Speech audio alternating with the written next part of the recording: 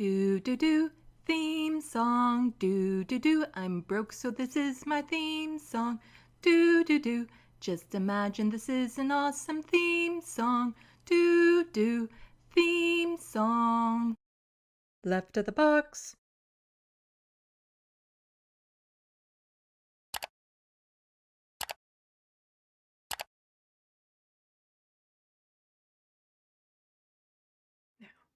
Hello, welcome to Left of the Box. Bonjour, bienvenue. I'm Sandy, and there's this guy over here. Yeah, who doesn't know French? But I think I can identify it. That was French, right? Or is that just straight Canadian? It's just Canadian speak. Bonjour, bienvenue. Oh, does that mean maple syrup and flannel shirts or what? I'm wearing a plaid shirt. Are you Just for this. appropriating our culture? Yeah, It's which not like I'm not doing that. I was going to say that's identity theft. But no, I mean, how is everything down in Canada? Like, it's usually it's like summer at Christmas time where you are. Yeah. Is that how it works? It all depends on the flight of the geese. You know, Americans read Okay. tea leaves. We read the feathers of geese as they fly by. I love that band, Flight of the Geese. They are so good. Well, so far in the sandbox, we have Oh, who do we got? the Letterhack. What's he doing Boom. there? Yep. Anti-corporatist Marty. Who? Marty. Oh, I don't know these people. Soul Life. Sue Life? Huh. Looney Tunes 9000. Now that guy I know. I know him. But that's awesome. What's up? Welcome. Yeah. So there's been some things happening up here in Canada. So you guys just had an election. Yeah, now this is wild. This is not only did we have an election, but we had a candidate that everyone was like, dude, drop out, man. Come on. It's obvious this isn't working. Drop out. People like yourselves, although you're in Canada, were covering that like along with us, right? Paying close attention. And now it's happening to you and your government. So are you galvanized? Have you built up muscle memory? Are you ready for this? Or are you exhausted and over it? This is so bad. So for people how does Trudeau not learn from what he just saw? Like, in fact, hello, everything polar opposite is happening. It's like they have the same advisors as the Biden campaign. It's like they just, you know, they moved north for the winter. But is that, I mean, that could be, look, it's not that far away. It's not that separated. I mean, I'm not saying proximity like actual miles far away. It's the same continent, but it's not that different politically. No. So do you have the same consultants? I think so, because the exact same. It wouldn't surprise me. Totally. Because not too long ago, Justin Trudeau was starting to be like, you know what, about immigration, yeah, we were wrong. It's not great. We need to cut back on it. And it's all the immigrants' fault for the housing and stuff. And he went totally down that road. And then Chrystia Freeland, she was the former Minister of Finance, right. Saying that right now we're just going through a vibe session. It's all in your head, kiddies. But you see, then she resigned from her position before Justin Trudeau had the chance to fire her. And he wasn't really going to fire her. He was just going to shuffle the cabinet, which is normal-ish. But she took that as an opportunity to say, no, I'm going publicly now, call him out and not tie myself to his sinking ship. Because there are people within the Liberal Party that are like, yeah, his popularity is just rock bottom right now. And they don't want to be tied to him if they want to keep their seats. So there's all of that going on. Then I mean, look, if Biden was the same age as Trudeau, he would have been fine. But his politics wouldn't have mattered at all. They would have been like, yeah, good enough. You can stay. You'll be great. But it was just because he wasn't cognitively able anymore. He just wasn't. Well, or isn't. It's not just that, though. It's that people want to change, and Justin Trudeau is promising the exact same thing. And anyone in the Liberal Party is promising the exact same thing, and people want something different. Because right now as well, Jagmeet Singh just has announced that he's going to I like that guy. he's going to call for a vote of confidence when they get back into Parliament in January, which will Okay, then what does that mean? They're going to so shut down the government? It's a vote it's of no confidence or a vote of confidence? non-confidence, Yeah. non-confidence. So, oh, you call it non-confidence. Why don't Oh, we okay, pull that's it up probably on proper screen? English. We say no confidence because we're American and we do what we want. Oops. If you haven't noticed. Ah. Like as a co-host, I'll just talk right over you because as an American, I take priority. All my thoughts are better, more original. There we go. Sorry, Is your everyone, for seeing the sausage on the screen. Oh, that sounded Rob really Oliphant? dirty. Is your voting population checking out like ours is? Oh, yeah. Just like uninterested? There was a by-election that happened just a few days ago. The voter turnout was 16%. Wow. So we have here, share this tab instead. People are exhausted. Mm-hmm. So Elected officials act like spoiled brats on Mm-hmm. reality TV shows. I mean, it's to the point where people are like, look, we can only watch this for so long before it just becomes like way too much. It's overkill. And they get scared and they get anxious about living on the brink of disaster and total ruin. And that's when they start to retreat into like bubbles on social media or these echo chambers where they don't hear solutions, they don't hear possibilities, they don't hear people saying vote in primaries. They just hear people saying these are the bad guys, these are the good guys, and they become polarized. It's really, really bad. That's how these imbeciles on the right take power. They don't deserve it, but they kind of earned it. Yeah. So there have been, ever since Chrystia Freelance stepped down or quit her job, there's been Her name a is push. Freelance. Yeah. There's Like, been a push from people within the Liberal Party to tell Justin Trudeau to step down. is her nickname 1099?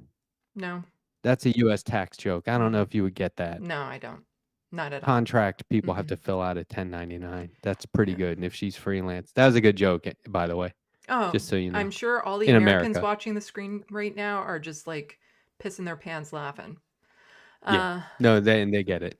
Yeah. So here's one of the Liberal MPs who's calling out Justin Trudeau. We don't need to read his letter. It's a bunch of nonsense, but just down here.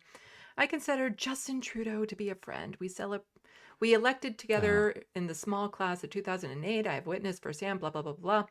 With profound thankfulness and respect, I joined Don Valley West Federal Liberal Association in requesting the Prime Minister take appropriate steps to relinquish his leadership of the Liberal Party of Canada to a new leader elect through robust open leadership contest. Now, the thing is that normally if Justin Trudeau were to step down right now, then it's the Deputy Prime Minister who would take over. However, the Deputy Prime Minister was also Chrystia Freeland, who stepped down from her positions. So there is no Deputy Prime Minister right now.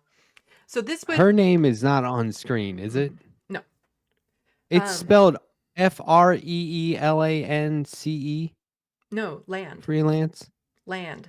Freeland. I thought it was freelance. No. Like a freelance graphic designer. Yeah. You see why my joke was funny now, surely. Oh, yeah, totally. But so basically, the way that the government here works is there could be a leadership shuffle within the Liberal Party and no election is called. It's usually a sign that one's going to be called because we don't vote in a prime minister. We vote in a party, and that party chooses who the figurehead is, and that becomes the prime minister. So if Justin Trudeau were just to say, okay, I no longer want to be prime minister, Chrystia Freeland is the deputy prime minister, she's prime minister now, that could potentially happen. But that's not what's happening right now. But, you know, Liberal MPs are not the only one calling for Justin Trudeau to step down. There was also... Elephant. This inappropriate group. So this is Tool. a You guys got the best names. That guy's name is Tool. Oh, O'Toole. Okay. yeah, Eric It's like we got O'Toole. freelance, Tool, and Elephant. This person is a spoof account Oh, okay. because the MP, the former leader of the Conservative Party he was mocking, was named Aaron O'Toole. Nice. Okay. Okay, I see. O'Toole is still That's there. funny. That's But enough to trick people. he was just pointing out that we have the Toronto Police Association really should be staying out of politics. This is not their lane to be publicly saying our members have lost faith in Justin Trudeau's government to do the right thing and for the right reasons. Time to resign and leave these critically important public safety issues to someone else. Not appropriate for Right. any sort of police association because we all know where their biases lie. But then I guess it was, when did he tweet this out? Yeah, it was just earlier today. Jagmeet Singh tweeted this out.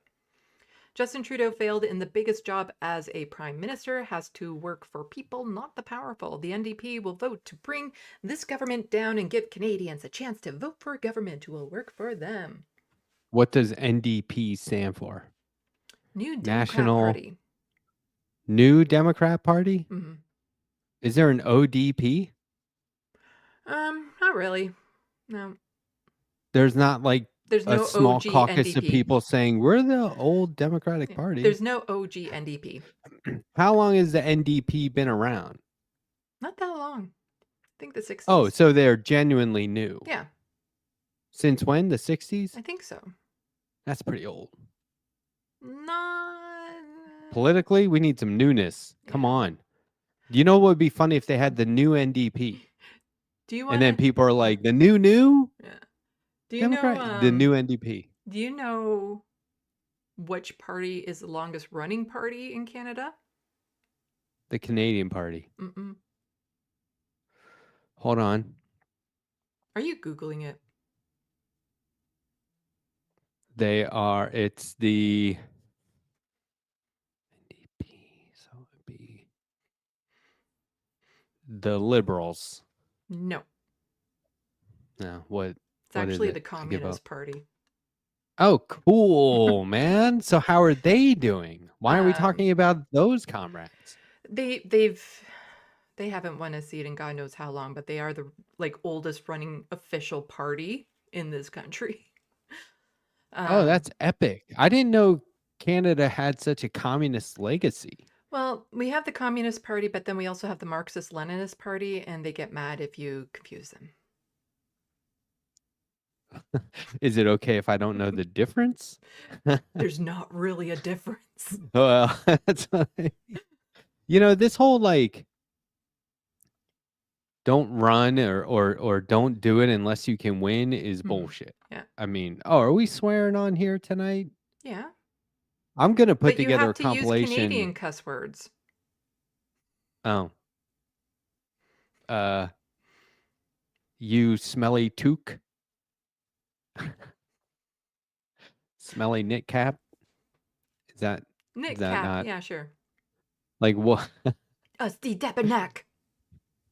Oh, it sounds cool. Yeah, I swear. I don't feel insulted. I think that's a little too cute to be an insult. La mode. Yeah, see, that sounds very cool. Like I know. Howdy French. Cussing people out in French is actually kind of awesome. Well, I think that there's a lot of going around this sort of learned helplessness. Not sort of, but that's what it is. There's a lot of people who are thinking and expressing out loud that won't work. Like when I was I was actually in charge of a lot of stuff when I was in the corporate world. And we would have meetings where people were throwing out suggestions on how to tackle an issue. And there was always that one person, and I'm not kidding. There was always somebody who was like, yeah, I just don't think that's going to work. And it's like, oh, okay, what do you think? And they're like, oh, I don't know. And I'm like, if you don't think our suggestions are going to work and you don't know what to do, you can leave because this isn't how we do it. Has there ever been a bank robber who was like, we are definitely going to get away with it? No, but they're robbing banks anyway, right? So you take action, you run your campaign in the hopes of winning, not because you can win. Otherwise, you wouldn't do it. So, like, going forward with these right wing, and I mean, you guys may very well end up with another right wing populist BS leader No, as well. I should make it clear. We are going to. You are going to, right? Okay, I was trying to be a little hopeful, but let's just go doomer. We'll talk about it after you're done your thought. You take action in the hopes of winning to remain a thorn in their side because that hinders their progress. That slows them down.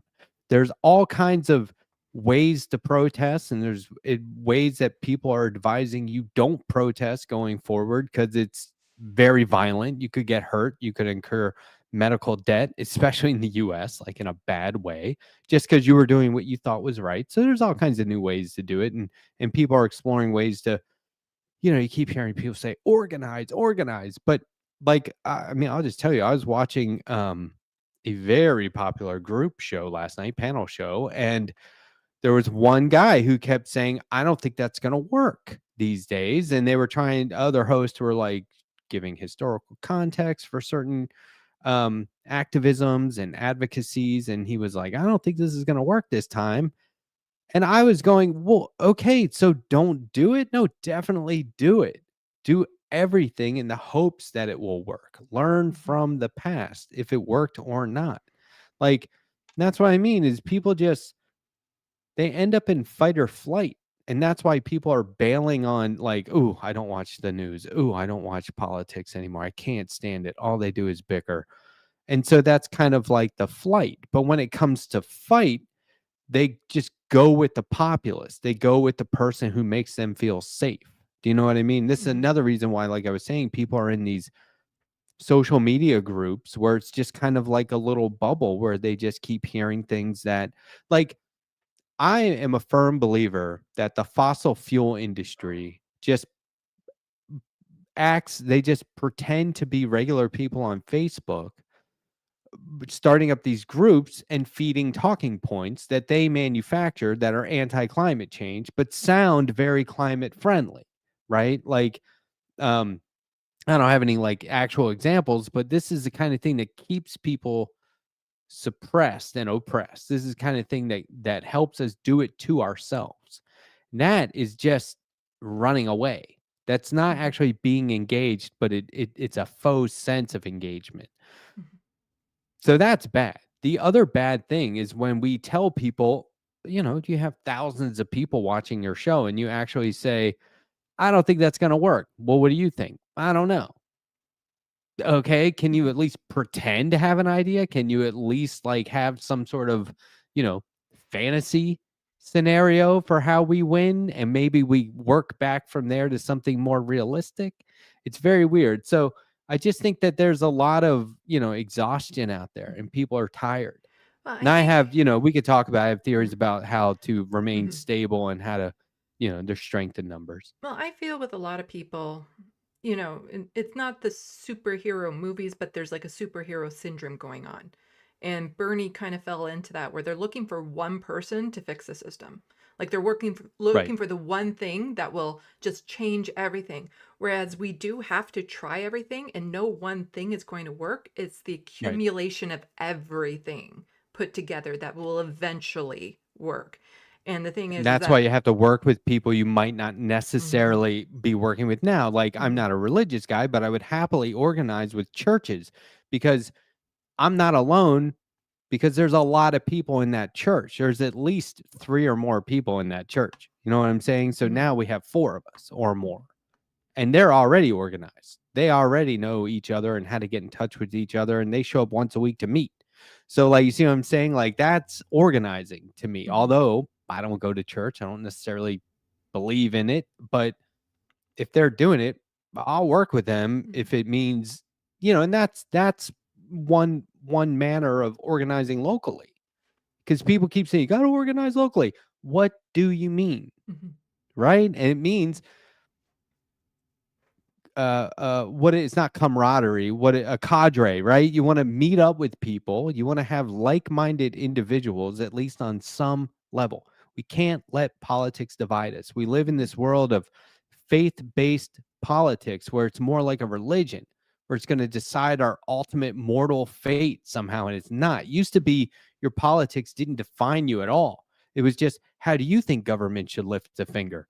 Well, I think government should lift a finger with more government. I think with less government. And now it's like, I can't be friends with a baby killer.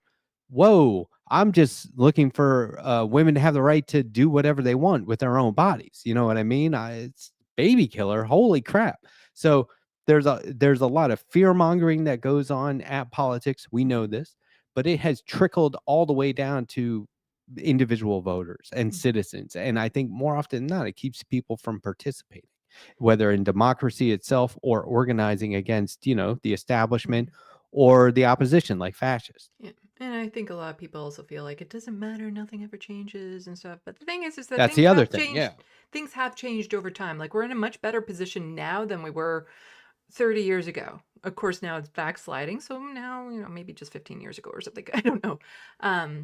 But what I was saying is, like, in the next federal election here in Canada, and this is why I was hoping Jagmeet Singh would hold off as long as possible before doing this little stunt of his, because there's going to be an election. It can't be any later than October of next year, because that's when it's scheduled to happen. So it can come early, but it can't come late. So there's guaranteed election next year. I was just hoping he would hold off as long as possible, because Pierre Poilievre will win.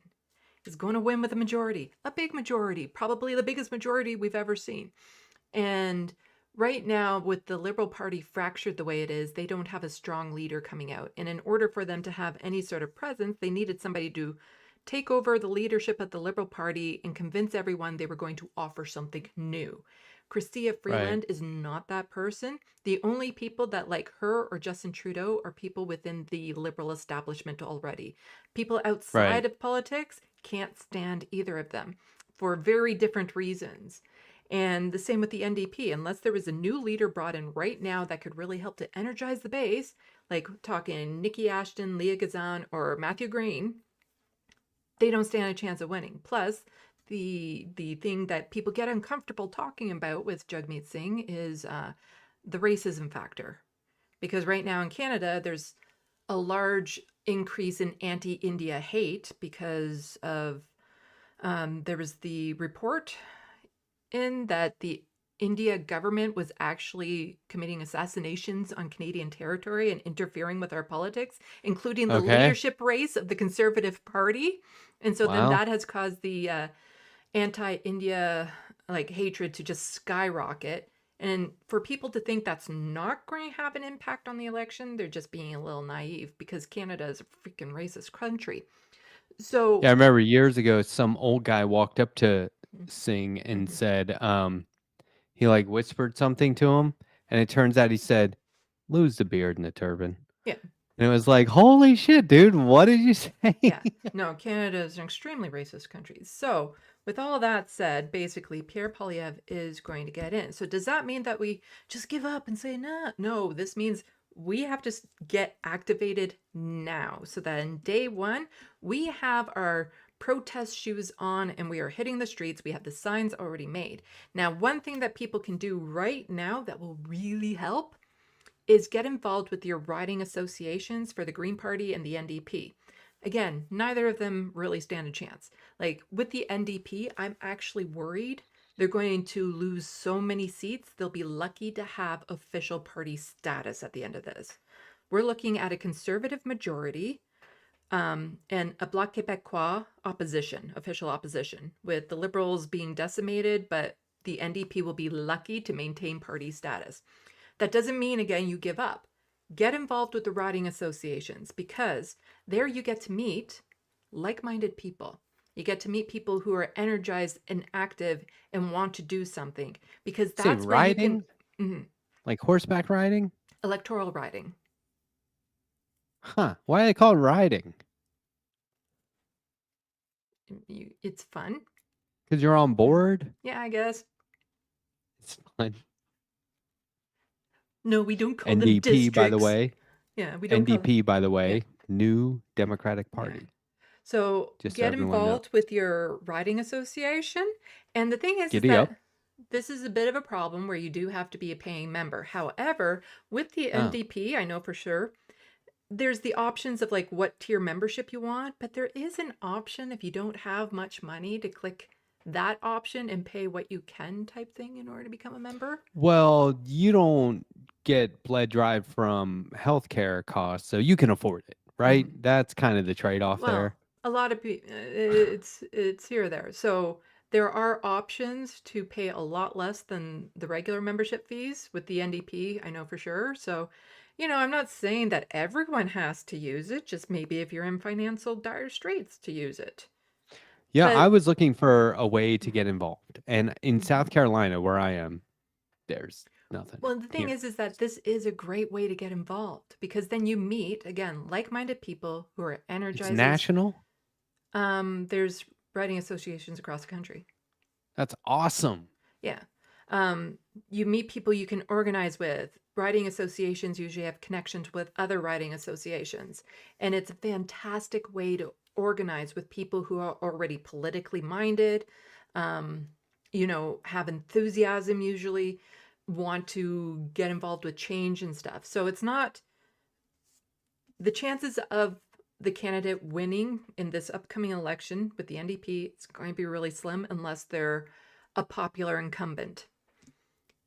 But it's so important to go there, meet people, get involved, get organized, because these are the people you will want to work with in order to organize. Yeah, I joined the LA Tenants Union yesterday. I do not live in California, but there's a lot of action that could be taking place in California ongoing. Mm-hmm. And so I was like, well, I'm joining. If they let me, I'm joining. You can make a one-time donation, you can make recurring donations. I decided to join them so that I could get on their newsletter and have, monthly contributions where I pay dues. And I that's because we don't have a tenants union Mm-hmm. in Greenwood, South Carolina, or anywhere in South Carolina for that matter. So, there's things you can do, and Mm-hmm. you got to think out of, I almost said out of the box. You got to think left of the box, you guys, Think and outside the and then box, to the further. left of it. Well, that's the. But yeah, Mhm. get involved means uh, just come up with an idea and get involved. Like Yeah, they're out, people are already doing it. most people don't realize, like, I don't know what it's like down in the States, but here in Canada, in a lot of, like, especially larger cities, mid-sized to larger cities, there are a lot of different community organizations. So it could be tenant rights, it could be people living with poverty. Like, there's all these activist organizations everywhere you look. And so you can get involved with them again as a way to meet, network, because a lot of these organizations are already doing the things that we want to do. Like I was involved with one about healthcare here in Canada, and I would join the little protests and pickets that we would have outside of MP offices around here, pushing back against Doug Ford's cuts on Hmm. healthcare. And sometimes they'll arrange a rally to go to, like in Ontario, up to Queen's Park in Toronto, and they'll provide like the busing there and everything so that you can go and be part of it. And you never hear about these things in the news. Oh, of That's, course. of Yeah, course yeah. not. So So is you'd that be how the amazed media how much it actually happens. is your mainstream media just like state propaganda? Ours is the state at this point. It's Like it just, is the it's establishment establishment. bias. That's all. It's the status Yeah. quo bias. You know, I have been reading the Trump Resistance Guide. That's not actually what it's called. I forget what it's actually called by Benjamin P. Dixon, who should definitely come on this show. I think Pastor Yes. Ben needs to come on this show. It's called Pastor Ben's Guidebook for Surviving the Great MAGA Tribulation. Um, he has a lot of recommendations. So, like I said, I'm in an area where I'm in the South, in the American South. One, there's not a lot of activism down here. People like the way things are going, okay? But not everyone. And so they're going to start skewing the way, they're going to affect education in this country. It's one of the first things they're going to go after, right? It's very easy to do. I think they put like a wrestling promoter in charge of education, or I don't know, whoever it is, it's bad, right? So um, Ben recommends, I'm just going to read this: community education programs organize local resources to replace gaps left by federal cuts. For those who can, consider homeschooling for your children, but together we must ensure the collective education of our communities. There's a lot of things that you can do, and look, that's you and a neighbor. That's you and a couple of neighbors. Mhm. If there are 3 people, I have at least 3 people on my block that don't have Israeli flags hanging outside their house. The rest of them kind of do. But like, and I'm not kidding, but like, there are people who, if we all had kids, would be like, hey, maybe once a week, right? Let's get together, have coffee, and like actually teach our kids something worthwhile. That's not hard to do. That is organizing locally. That is an activism. And that's not the kind of thing that you're going to hear somebody go, I just don't think it's going to work. It's absolutely going to work. Yeah. It absolutely will. No, like I really, really feel like both in Canada and the United States, it's like the movie Taken right now, where she's under the bed and he's on the phone with her saying, okay, these are the things you need to do to get prepared. Like, Oh, get this right. information Okay. right, get this information right. Like these, you are going to be taken. Like you're going to be taken. These are the things you need to do. And then as soon as the bad guy Yeah. picks up the phone, I have a particular set of skills. And that's us Yeah, right right. now. That is Right. us. Exactly. Exactly. Like we I are do. going to have a right-wing takeover in this country. It's going to Yeah. happen. But we have the skills needed to go up against that. And it's a matter of using them, combining them, working together, because we don't have to just throw our hands up in the air and think there's nothing we can do to change this. We have everything to do to change it, but the government wants you to believe you don't have that power, because in Canada, it's actually shockingly easy to change the system. If the people knew their power, then that is what terrifies the government. The government doesn't want the people to know Yes. how much power they have. But if We we have the actually numbers. teach it, yeah, if we actually teach people they have the power, we can change the system so easily here in Canada. Yeah, I don't know about you all, but I was doing a show where we looked at a whole bunch of interactive maps. I think the internet exists for interactive maps. I love those Mhm. things. We were looking at interactive maps for climate change, and they track this stuff, like which areas are going to be affected worse or least because of climate change over the next, like 100 years. Like they forecast really far out. And we were looking at all that, being like, okay, so where's the safest place to live? And oh, we can't fit everyone in Vermont, right? But that's in theory going to be one of the least harmful places to live. And then at the end of that episode, I said, now let's look at another map that shows where all the anti-government and hate groups are. Oh, there is no safe place. There is no place in the country Mhm. you can move to and be safe, whether it's because of militias and crazy people with willing to use guns against their own fellow citizens, or because of climate change itself. So, what I think a big part of the solution going forward is going to be is stability. Electoral politics, fine. Everyone seems to be switched on to that and paying attention to that. I think that's a very small part of the solution going forward, unless something drastically changes. Because the donors have, Elon Musk is going government by government trying to take over the world. Mark my words. We're going to rename Earth X any day now. And you can't convince me that isn't a possibility. But remaining stable is key. Let's say you don't have any other solution, right? Wherever you are, and fight or flight has set in, right? Wherever you are now, stand your ground, right? If you have a Mhm. government job, keep it. If you have a job at all, keep it. If you hate your job and your benefits suck, stay there. I mean, if you got something better, Mhm. go for it, Yeah. Mhm. but do not bail, right? Mhm. Stability, no matter how shitty it might be currently, is going to be the foundation to whatever you do next. Mhm. And I just want to say to Dave Marvin, thank you so much for the $20 super chat. Really, really Thanks, Dave. appreciate it. The community coming together to help teach is a great idea, Matt. What I've done with my son is to involve him in activism, protests, and we attend secular humanist events together. Each time is a teaching opportunity. Yeah, and you know what I was thinking, like, what if the only way you can do this, because I'm in the South, very religious, what if the only way you can do this is to have your secular Mm-hmm. family's child go to a church where they're teaching and part of it's Bible study? Mm-hmm. Okay, come home and learn about another religion, Islam or something, and be like, see what's going on out there. You can't be naive to the fact that the most of the world is either Christian or Muslim, right? Like, Mm-hmm. you figure it out, like, learn about these things. It's not bad. It's just whether or not you subscribe to them, or someone's trying to indoctrinate you, or essentially brainwash you into believing it for your money. Mm-hmm.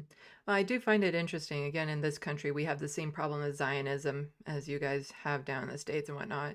And like It's profitable, last year or something, apparently. there was a protest that some school kids went to, or not a protest, a rally of support for, Ukrainian refugees and things of that sort. But then earlier this year, there was a rally for clean drinking water for indigenous communities, Grassy Narrows in particular.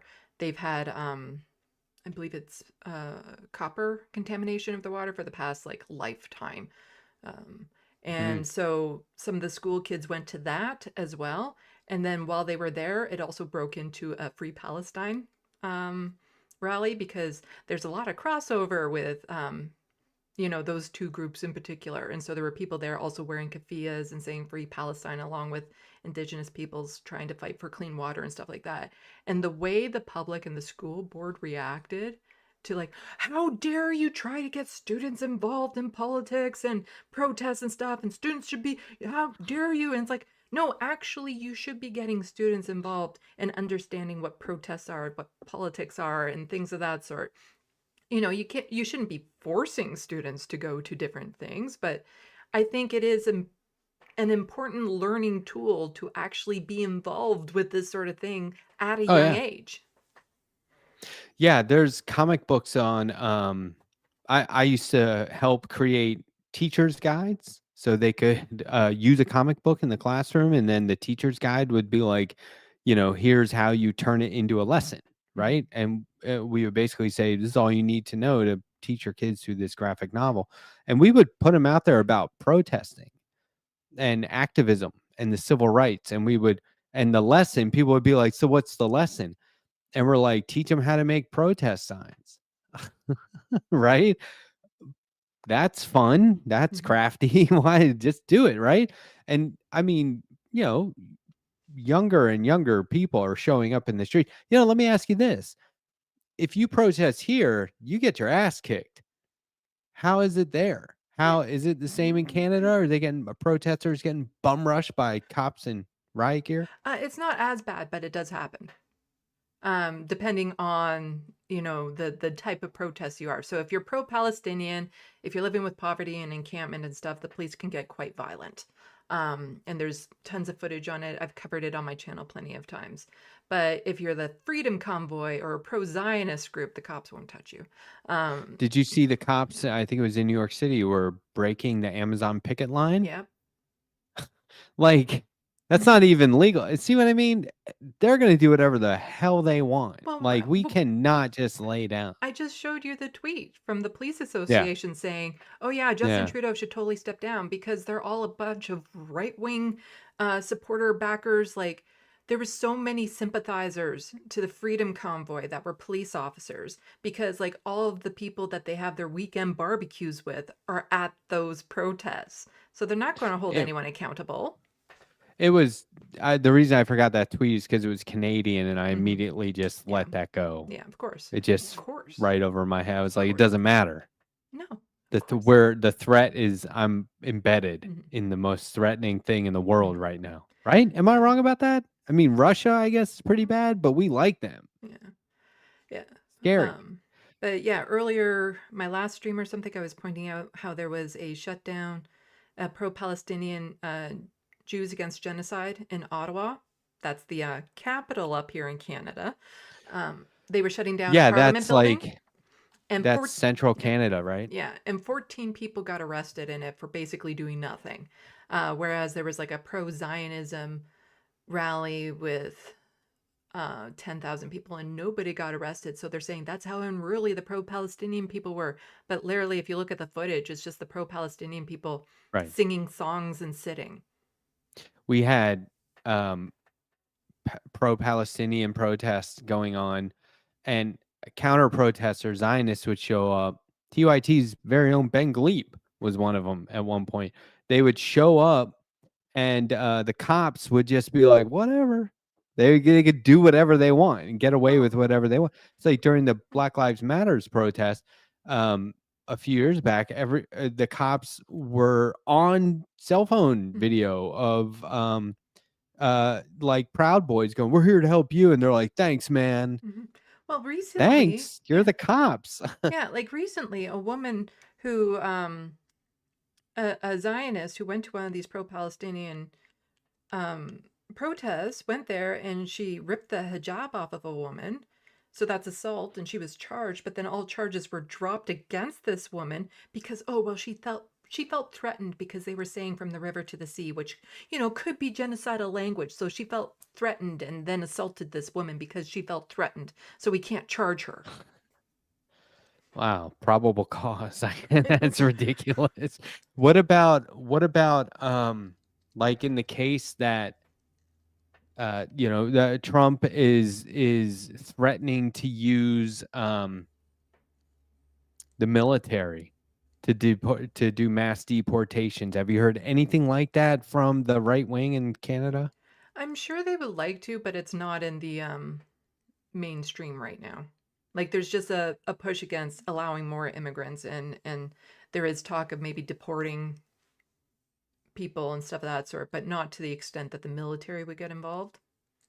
Private equity firms now control like almost 2/3 of the United States.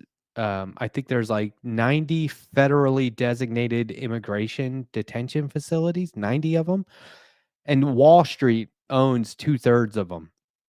So it's in, Congress is just banking off of their investments in these Wall Street interests and stocks.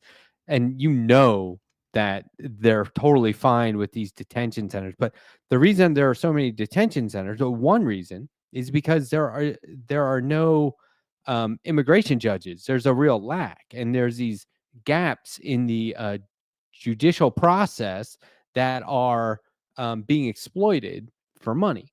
My fear is that, and look, I keep prefacing these statements and these thoughts, and these are just my amateur opinions, that this is not fear mongering, and not so I can say, I told you guys, this is why you subscribe to my channel. I'm not saying that. I'm saying that I have never seen a case where the military showed up somewhere around the world and then just left without leaving some sort of element behind. You know what I mean? So the military doesn't really leave once they come in. And if they use the military for immigration and they exploit the judicial process to, like, detain people without due process, or maybe just start kicking them out of the country without any sort of evidence at all, could happen. People could just disappear, right? And then maybe they, I don't know, employ militias or whatever. What's to say that they don't start using those processes once in place, and once they start getting away with it, on just anybody, including protesters, peaceful protesters? That's something that we should really watch out for. Ben Dixon, again, has another really smart way of protesting. Have you heard of silent protesting, Maybe Sandy? No? describe Uh, it and then I can tell you yes or no. you just stand there and look at them. You are essentially a mirror. So if you show up where the MAGA are just flipping the fuck out, right? Yelling and screaming and going crazy, right? And being racist and full of hate, you just stand there quietly. No reaction. It's not easy to do. It's very difficult. But if you just stand there, you are essentially holding up a mirror for them to look at, right? Imagine it's the exact same as somebody just freaking out, having like an episode on the street, and everyone around them is like, whoa, that makes that person look even more extreme. Whereas if everyone was acting that way, you'd say, well, this is a dangerous situation for everyone involved, except just this one person, and maybe we can handle this. So if it's a protest and it's side against side, and one side is doing their typical, immigration, deport, get them out of here, and go home, and the other side is just sitting there quietly, that's a mirror, right? Now you're reflecting their ignorance back on them, and in the hopes that they'll be like, I feel so stupid. And if not in the moment, then later. I've seen a lot of that type of protesting up here as well. And the thing about the student encampments here at the universities was they were very well organized, and they actually had like strict instructions to not engage with agitators or the police or anything of that sort, to just, leave it be, don't engage. But a lot of like the protesters that I've seen recently, you see the police suddenly being brutal with them, and they're literally just sitting there, not doing anything. And the police are just getting really upset. The other protesters are getting really upset. And it paints a horrifying picture when you see it online. But yeah, I would love to get Ben Dixon on my show. Everyone out there, tweet at him to come onto my show. I'll hit him up. Because I definitely want to talk to him about Christian nationalism here in Canada. And that seems to be one of his talking things that he totally wants to combat big time. No, and BCat in the chat is right. Matt has never been an in the streets protester, not since high school, protesting local government over stuff, and I don't even remember exactly what it was, probably like recycling or something like that, but or like Earth Day or something. But I am too unruly. I will not sit still. This is why I don't meditate. I got shit to do. Like, I cannot just switch off. I cannot stand there and watch the cops be pricks without yelling back. I can't. Shit talking is a two-way street where I come from, and I can't just sit there and let somebody do that. And this is why I spend all of my time trying to support people who need assistance way more than I do. All entire communities that are being attacked and about to, they're gonna really crack down on people who are just so sweet and innocent. It drives me insane. And so I want to do everything I can to protect those people. I don't know how, but it does not include me being in the streets, because I mean, if I see cops bum rushing people, I'll get hurt because I will retaliate. I'm not good at not doing that. Just wanted to catch I know this about myself. Just want to catch a message from the anti-corporatist saying just say what's up to him on his show tomorrow morning. He reads most of the chats, talking about Ben Dixon. You see, here's the bit of thing, though, that people need to know about me. I'm nocturnal. I am now struggling to get to bed by 3 a.m. because my body just wants to completely switch over. So I'm not usually up till 11 or noon. Yeah, I mean, I went to bed last night around 3. It's up at 7. Yeah, no, I got stuff to do. It used to be that I could get to bed around 1, but over the past, I don't know, 5 months or so, it's been switching even more and pushing even more. And so now I'm struggling just to get to bed by 3 because my body just naturally wants to stay up till about 4 or 5 in the morning and then sleep until the afternoon. I can't sleep when there's sunlight. The other night, this was funny.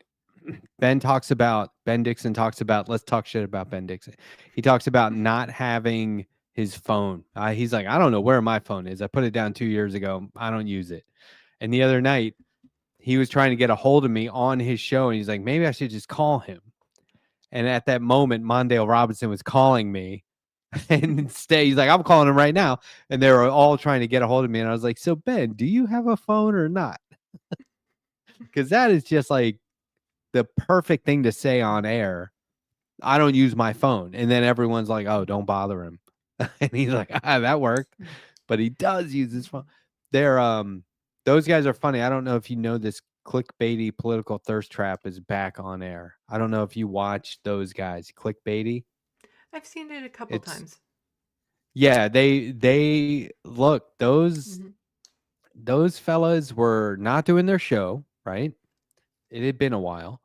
And I was like, I need them to start doing their show again. I don't know how to get them to do it. Screw it. I'm just going to have them on my show. So I invited all three of them. It took a little coordinating, 3 people, right? Mm-hmm. But we worked it out. And they kind of pressured, 2 guys kind of pressured the third guy until he was like, all right, all right. So it happened. They came on the show and I just sat there and let them go. I was just like people were in the chat going, Matt knows how to let his guests cook. And I was like, no, I'm doing an episode of clickbaiting right now. I should have taken myself off the screen, but I didn't want it to be too obvious. So what I did was afterward, I said, that was awesome. It was like a clickbaity reunion. And we were in like a group DM and they were all like, no, yeah, we're getting back together. We got to do this. And then they did. And so when I'm not taking full credit for this. I'm just saying this is how the stars aligned, okay? When Mondale Robinson quit on air the other week, I was sitting at home going, good thing I got them back together. Or that would it may have happened. It could have still happened, but no, you're taking credit for I the feel like actions I of had other a hand. people. No, you're taking credit for the actions, the integral actions of other I people. didn't jump in the chat and go, I'm responsible for this moment, but I did feel like thank goodness I did what I did because that led to that. And that was a real moment. And Mm-hmm. so this just goes to show if we have good intentions and all of our actions are circled around or centered around making the world a more harmonious place, shit will just work out like that. Mm-hmm. And it's fun to take credit for it later in a funny way. But honestly, I mean, that was just, I was just trying to get them to get together one last time. And now they're back. And I think that show is thriving Mm-hmm. after that incident. Well, there's definitely a need for that type of content online, more type of content online. We need all sorts of people online giving perspectives, giving ideas. Now is the time to just start throwing everything out there to see what we can do, because it's not just federally here in Canada that I have to worry about. It's also provincially, because there's going to be another provincial election coming up soon. Doug Ford's going to plan to have it somewhere around the federal election, so it's going to come up soon Provincial? too. State. Oh, province. Provincial. I thought you were like using a fancy word for preventative. No, provincial. Learn your Canadian. The thing that's your really zip codes are funny, by the way. We don't with have the zip letters. codes. Yeah, but whatever they are, Yeah. they have letters in them. Yeah. It's real weird to us. And by us, I mean the US. Yeah. Yeah, here in Ontario, we're going to be having a provincial election very soon. And the thing that's so upsetting is Doug Ford, who is currently the leader of Ontario, his ratings, his approval has just been like one of the worst across the country. But right now, there's going to be a sharp increase because of people liking him, because he's the only person, like elected politician in Canada, that is forcefully pushing back on Trump's threats of making Canada the 51st state and the tariffs. And it is so galling to see. Like, I wish we had the Mexican president and her strong stance. Instead, we got Justin Trudeau, who went down there to, kiss the young ring, so to say, and be very passive and meek. But then we have Doug Ford up here, who's like, no, I'm going to talk to the president down in the States. I'm going to talk to Donald Trump, which he can't do. Provincial isn't exactly international relations. So that's out of his lane.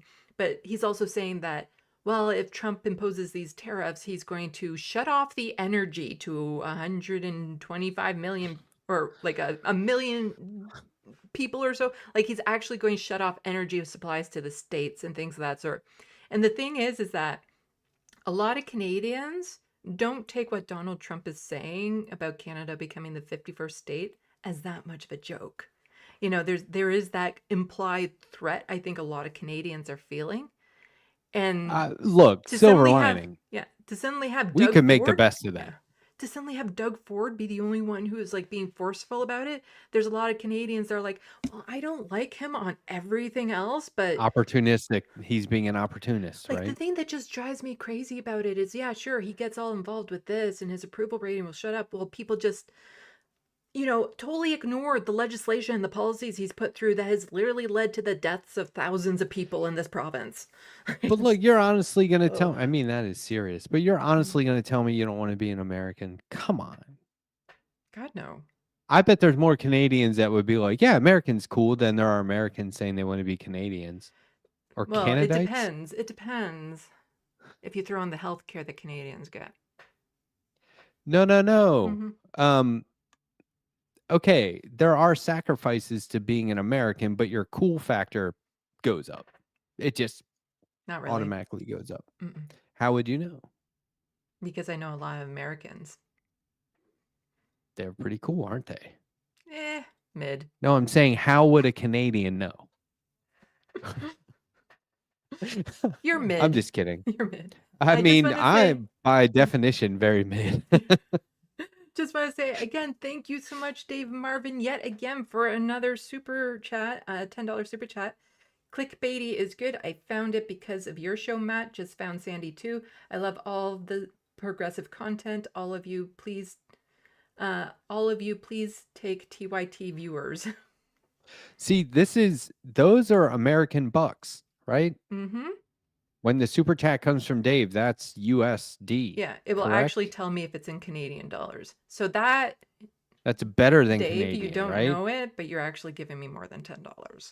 Boom. Dave, thank you. Dave is generous. He's always hooking it up. I like getting paid in American money. There was one night, I don't know if it was Dave or somebody else, but I was like, hey, save your money. We get it. We'll read your chats. Because I was like, poverty. You've sent in a lot of money. I'm living with poverty. If people are generous with their cash, like again, only if you can afford it. I don't want people sacrificing anything to send in a super chat or support my content. I think Nina Canadian just told me to suck back your arrogance, dude. I'm just kidding. I don't want to be here. I'm only here because I have to.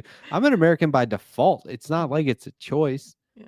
Well, most people who are Canadian, they don't really clue into the fact that if they had to go through the process of immigrating to Canada, they wouldn't pass the test type thing. Oh, I wouldn't pass the test to be an American. Are you kidding me? No. Like, I take one look at that test and I'm like, I don't fucking know. Look, you want to know how long you can be in Congress? Too long. Okay? Apparently, till the very end of your life. Like, there is no, I recently did a guest spot on movies versus capitalism. Have you heard that podcast? It's pretty cool. Harvey K's on there all the time. I've been on there twice. They pick a movie and you talk about the movie, the time period it came out, all this stuff, and then you talk about the anti-capitalist aspects of it. And I talked about one. It was a gangster movie based on a book from the 70s. It's called Killing Them Softly with James Gandolfini, Scoot McNairy, Brad Pitt. It's great. But it draws these parallels, and this is true in the book from the 70s. It draws these parallels between the gangsters and regular corporations. So like organized crime and organized business. It's the exact same, except one kills out in the open and the other does it from a distance, which is what killing them softly means, from a distance. So you don't have to hear them pleading for their life and calling out for their moms and crying and all the gore. You do it from a distance, like necrocapitalism. Like, capitalism can't exist without a degree of poverty and death. That's just part of it. That's how it works. Same with the pharmaceutical companies, same with health insurance. It requires people to be sick and in pain ongoing, right? Like in perpetuity, which means forever, right? So that's a big word that I learned from Game of Thrones. But my That's more how serious most Americans, point, I imagine, are educated these days, is through entertainment. But my more serious point is that you can draw those same parallels that you can between organized crimes and corporations, quote unquote, legitimate businesses, between organized crime and politicians. There are earners, there are low-end earners who do whatever they can to get money together. There's always an opposition. You never take over, you just have power temporarily. And then you move on from that to being one of these people who is like a boss. Now you're like a sworn in boss, right? You're a made man, so to speak. And you can hold that position of power forever. So if somebody gave me a test to become an American citizen, they started asking me questions about Congress, I would just start answering, yeah, it's all bullshit how they can be in Congress forever. It's bullshit how it's a low intensity democracy, a duopoly where two parties just trade slight majorities so they can fundraise off each other. One, to stay in power, one, to get power back, although they never do anything with it. Okay, So well, anyway, that's my rant. I just need to be like, holy crap, Dave Marvin. Thank you so much for the $50 super chat. Coming through. Yeah. Sandy, Nice I one, was Dave. going to go snowboarding today, but it's raining, so you get my lift ticket money. Matt, your American exceptionalism is so ridiculous and funny today. I know. This is me on this show. Thank you so much. I super appreciate it. Fellow snowboarder. Mm-hmm. I don't know why that just made me think of way back when the Calgary Olympics and how there was like no snow for it. Yeah. They had to import snow to the Winter Olympics in Canada. Do you snowboard? No. And that Olympic park is still there, right? Probably. It's like a major ski resort, I believe. Maybe. You know, I designed all of the Canadian ski race uniforms and gear for years, right? Yes, you've mentioned it many times. In a way, I'm more Canadian than some other Canadians in the stream tonight. Like, I designed the downhill ski race suits and all the judges and coaches stuff for the 2014 Winter Olympics. Yeah. And you're wearing plaid right now, and you know what a toque is. And I have maple syrup in my mug with some tea. Yeah, you're trying to become like Canadian by association. And I know, your guys, your O'Toole's, your Oliphants, your Freelands, your Sings, your Trudeau's. Like, I'm very well versed in Canadian politics at this point. So I might start covering it myself. Might look at those Canadian bacon lobbyists and their atrocities. Well, if Trump has his Do you have that? The whole lobbying industry? Yeah, like very like nasty business. Why is that legal? Shouldn't be. But if Trump has his way, then covering Canadian news will no longer be international. It'll just be national. Ugh. Yeah, and I'm not sorry about that at all. This is, you didn't even catch that, did you? I said I'm not sorry about that at all, because no, you didn't say I worked right. with. Well, I was, it's my Ottawa dialect. My Ottawa dialect is a little too French for you, maybe. Sorry. Sorry about boot that, eh? Sorry. I'm sorry. Sorry. I was out and about earlier today. Buying a new toque. I was buying a new toque and some Canadian bacon smothered in maple syrup, which I got all over my plaid shirt, which in Canada is a good thing. It's a sign of good luck. I don't know if people realize this. Of course. In America's cowboy hat, which is what Canadians refer to Canada as, right? Very insider stuff, but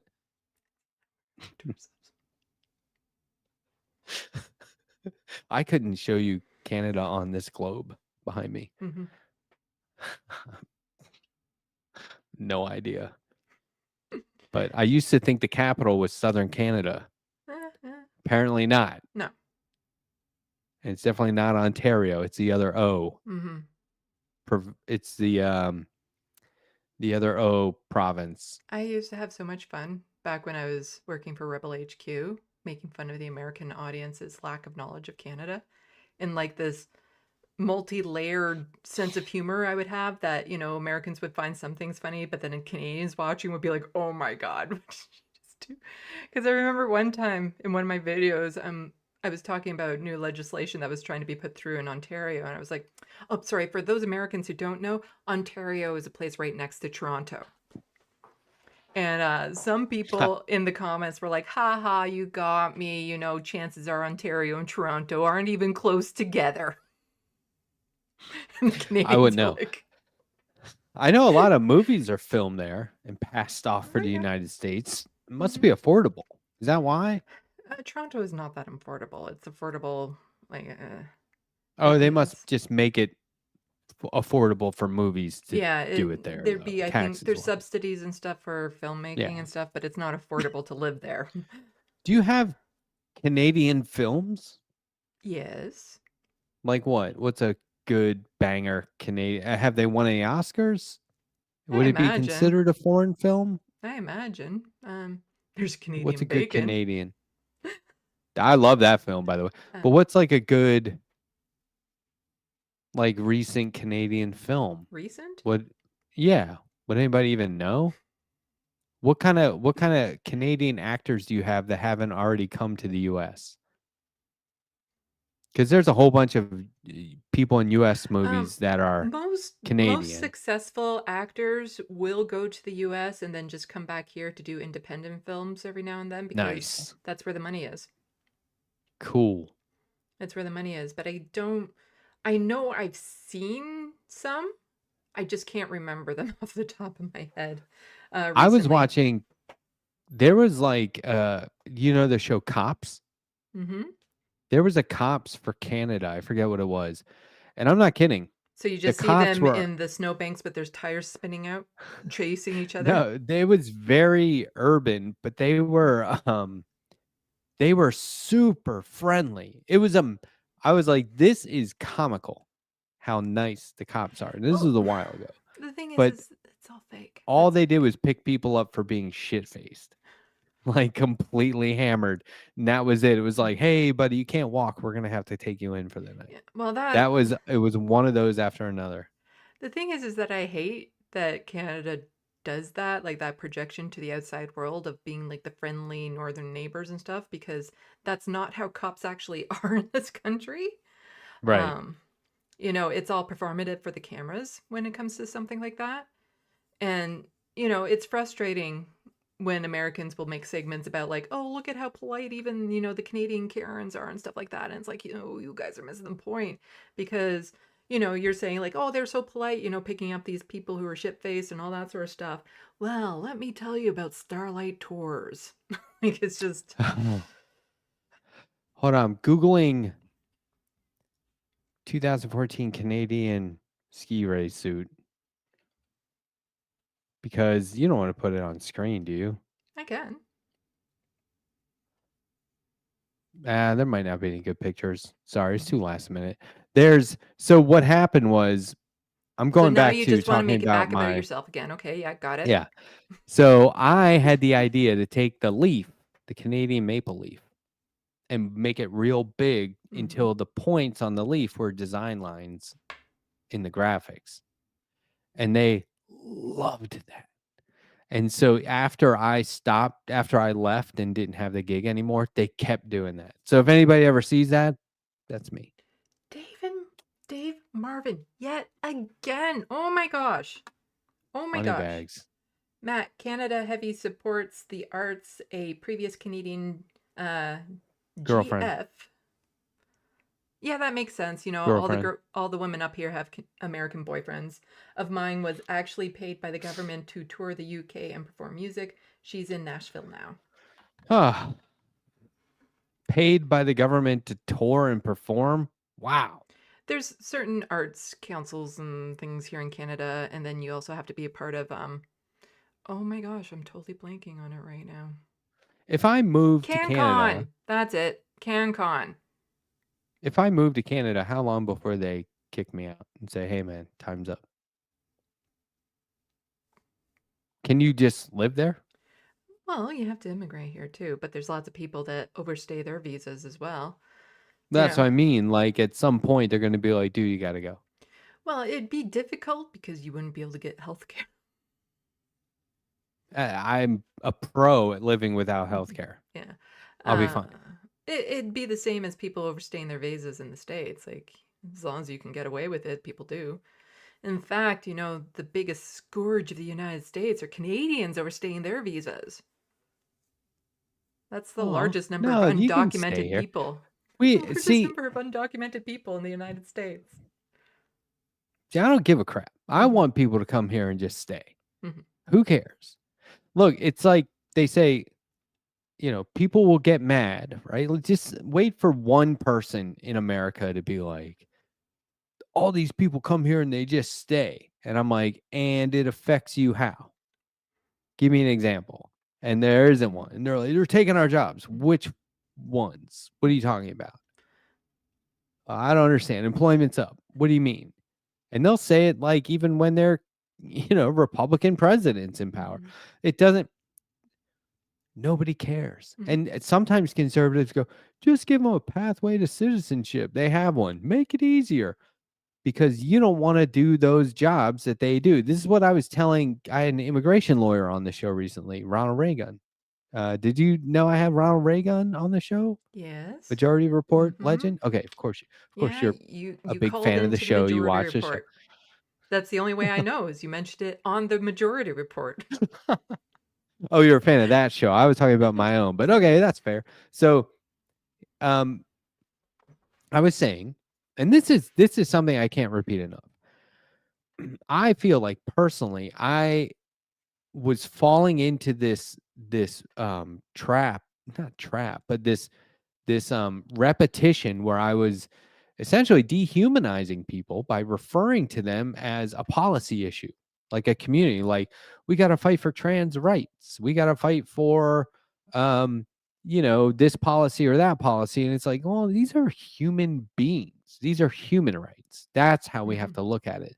Like the author I interviewed yesterday was, we're like, there aren't there's no such thing as housing rights because houses don't have rights. You're talking about renters' rights. You have to make this a human rights thing, right? Mm-hmm. You got to put that at the center of every issue, that these are human rights. And so when it comes to um people saying, "Oh, well, all the crops are going to rot in the field or on the vine. No one's going to do the service industry or agricultural jobs because Americans don't want to do them." It's like America. It's not that Americans won't want to do them. It's that they don't want to do them. They aren't doing them now. Mm-hmm. They won't do those jobs. Nobody does those jobs. But that's not why we need to allow people to immigrate here so somebody will do these dirty jobs that nobody else wants to do. That's not why we need them here. We need them here for a lot of reasons: diversity of opinion, diversity of thought, all this stuff, right? Multicultural neighborhoods and cities, those, who the hell doesn't want that? It's amazing. Like, people say, I hate when I drive down the street in, Denver, where I used to live in Denver, Colorado, and all the storefronts are in Spanish. Why do you hate that? What do you fucking care?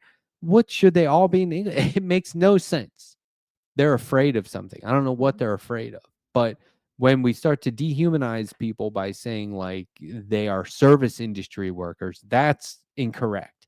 We're talking about anybody and everyone who wants to come work here. Mm-hmm. Yes, they will deport mass deportations will affect the economy negatively. It will. Mm-hmm. That's how it will. But we can't refer to these people as that, because if they had a pathway to citizenship and it was something that made sense and was supposed to get you in, not be a gatekeeping mechanism to keep you out, then they would be more than a dishwasher working Mm-hmm. 3 jobs, right? They would be more than that. They would have education because there'd be public education. And the entire country and the world would benefit from people being more intelligent with access to quality healthcare. It's such an easy thing to visualize that it makes you realize why we don't have it, because the billionaires don't want it. Mm-hmm. They need people to be in poverty or else they don't have, you know, Mm-hmm. Yeah, cash hand over fist. I'm all for open borders. And we have those same issues up here in Canada too. Like, there was actually a report that came out, and I went over in one of my live streams where they were basically saying the international worker program we have in Canada is borderline slavery, what was happening. The way that workers would be exploited, how they would be working for next to nothing, how they were kept in abusive situations, like all of this stuff. And it's just, I also hate the idea of, well, we need to allow these people to stay in the country so that they can work these horrible jobs that get paid almost nothing. And it's like, well, why don't we give them a decent job with a decent living and stuff? Like pay them more. Yeah. And they're going to gentrify those neighborhoods that they live in, and they're going to be, then what? Part of these homeless wackos that we can't have, like, we criminalize people for not having a house. Oh, that is becoming We criminalize so bad in Ontario right now. So bad. Can you imagine criminalizing people who are sick, criminalizing people who don't have a job? Like, it's the same thing, right? Like, I mean, it's just, it's human rights. That's all it is. So when people talk about progressives being for a woke agenda or progressives being the extreme left, you're wrong. We are for human rights. We are for basic human rights, all the way to the point where people can retire at a relatively young age with security and dignity, right? Not have to like keep working after, oh, but I can't work too much or they won't give me my check or whatever. This is ridiculous. We should all, how long has America been here already? 250 years this year. Like, we should definitely be, I hope that's right. That is 250 years, or I definitely should not be in this fucking country. I think it's a fair bit higher than that.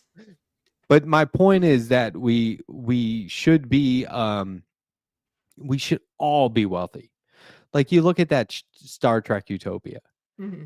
And I joke around every now and then saying there was never a point in the Star Trek fictional history of Star Trek where they say, and here's where we overthrow the billionaires. Like, that didn't happen, right? Like, they brought warp drive technology from Vulcan to Earth, and the billionaires used it for their own means for the first 50 years until we killed them all. And then we got the utopia. That didn't happen, right? It was like the technology leveled the playing field. And so, like, you and I were talking recently about that new Superman movie, right? So people love Superman. If there was a Superman and a person with that ability, and we still had to work bullshit 9-to-5 jobs with no health care, and Superman spent his days in disguise as one of the people in those bullshit jobs without decent benefits, what a joke. You're telling me Superman is here and we all still have these crap jobs and terrible present? Like, what? The technology doesn't even things out. So it's very unrealistic to imagine a future where things get better. What we should be doing is insisting on a present where things are better already. That's where people naturally get short-sighted, but we should be insisting on this stuff happening right now, today, because it's totally possible. There's a ton of cash out there. No one needs to be working 40 hours a week to keep everything up and running, while there are people who aren't employed, right? We all pay taxes in uneven compared to the richest people. It's a joke. It really is. And it's going to come to a head. And when you see people, a friend of mine was talking about Luigi Maggioni, is that his name? The guy who killed the United Healthcare CEO. He was saying, like, yeah, that was crazy. What was that all about? And I was like, apparently the guy just had like horrible back pain, and that'll do it to you, man. That'll make you nuts, right? Or whatever. But, I was kind of joking around. And he said, yeah, but that's crazy. You can't just kill people. And I was like, agreed. I wish they would fix it in a different way. I wish the system would reform so that it didn't come to vigilante justice, if you want to call it that. And I said, but you got to know that CEO is responsible for denying 32% of claims a year. He created an AI program to do it for him. And he was on the hook for, I don't know, like $125 million fine for dumping stocks. Like, he and his buddies did this. And I was like, he was a bad guy. And think about the number of people who were either sick forever or dying because of that one dude, right? And he was like, yeah. And I was like, we send our soldiers off to foreign countries all the time. We go, there's a bad guy. We got to get him. People are suffering. You got to get that one bad guy. Well, I don't know. Why is it okay then and not now? That's Mhm. something that people should be asking all the time. But what the funniest part of that conversation was he was like, well, he has a family, right? What about his wife? And I was like, his wife left him. She probably got half. And then she probably doesn't give a damn, right? Like, you can't think about that. You can't think about the one guy in that ripple effect. You have to think about the one guy in the ripple effect that happened up to that point, Yeah. because that's still going on. Yeah. We know the solutions, and we know that the solutions work. There's been studies on basic incomes here. We all know that. It's just the people in power don't want to give up that power. And until that happens, this is the fight we have to fight. But I was just thinking, maybe switch to a bit of a lighter topic, because I know you don't have that much time, much more time with me tonight. You were just talking about Superman, and that got me thinking that I have a bug in my brain about a comic book to write. Because I've written a book. I've written a book recently called Necroplasm. There's a whole thing behind it. You can go to my YouTube page. It's pinned to the top, the first chapter, and you learn a bit about it. But in it, it's like, okay, here's a scenario with these types of vampires, and how would the realistic betrayal on Earth be, and how would the actual dynamics be? And that just got me thinking about like all these superhero movies and stuff, like, Superman to the boys to whatever. It's usually the person with the most power is a cis white man. Oh yeah. And Captain America, Spider-Man, Batman, and I'm Superman, Iron Man. Yes. What would be like if there was a woman who was Superman, who grew up in that exact same situation? If we were to play it out exactly the way the society takes it, how would that look? With her having all these powers and stuff when she was a child, and people saying, don't overdo it, dearie, like just this condescending, should smile more. Yeah. just this condescending tone. So how would that play out? But then also the woman who is, or a teenager. So the woman who is maybe like 18 or 20, who suddenly gets her powers after already been treated and probably gone through like traumatic stuff, or just the standard sexual harassment most women receive and stuff like that.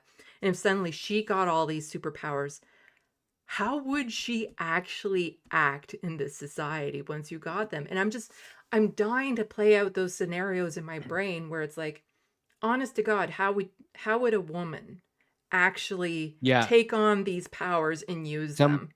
Some people are saying Wonder Woman. No, Wonder Woman didn't grow up amongst. She grew up amongst similar superpowered beings. Supergirl, not quite the same. Supergirl showed up much later. Those woman characters that have a lot of strength. I'm struggling to think of. I'm thinking like the main protagonist in these stories, like the number one, the most powerful, because she's not the most powerful even, because Superman is more powerful than her.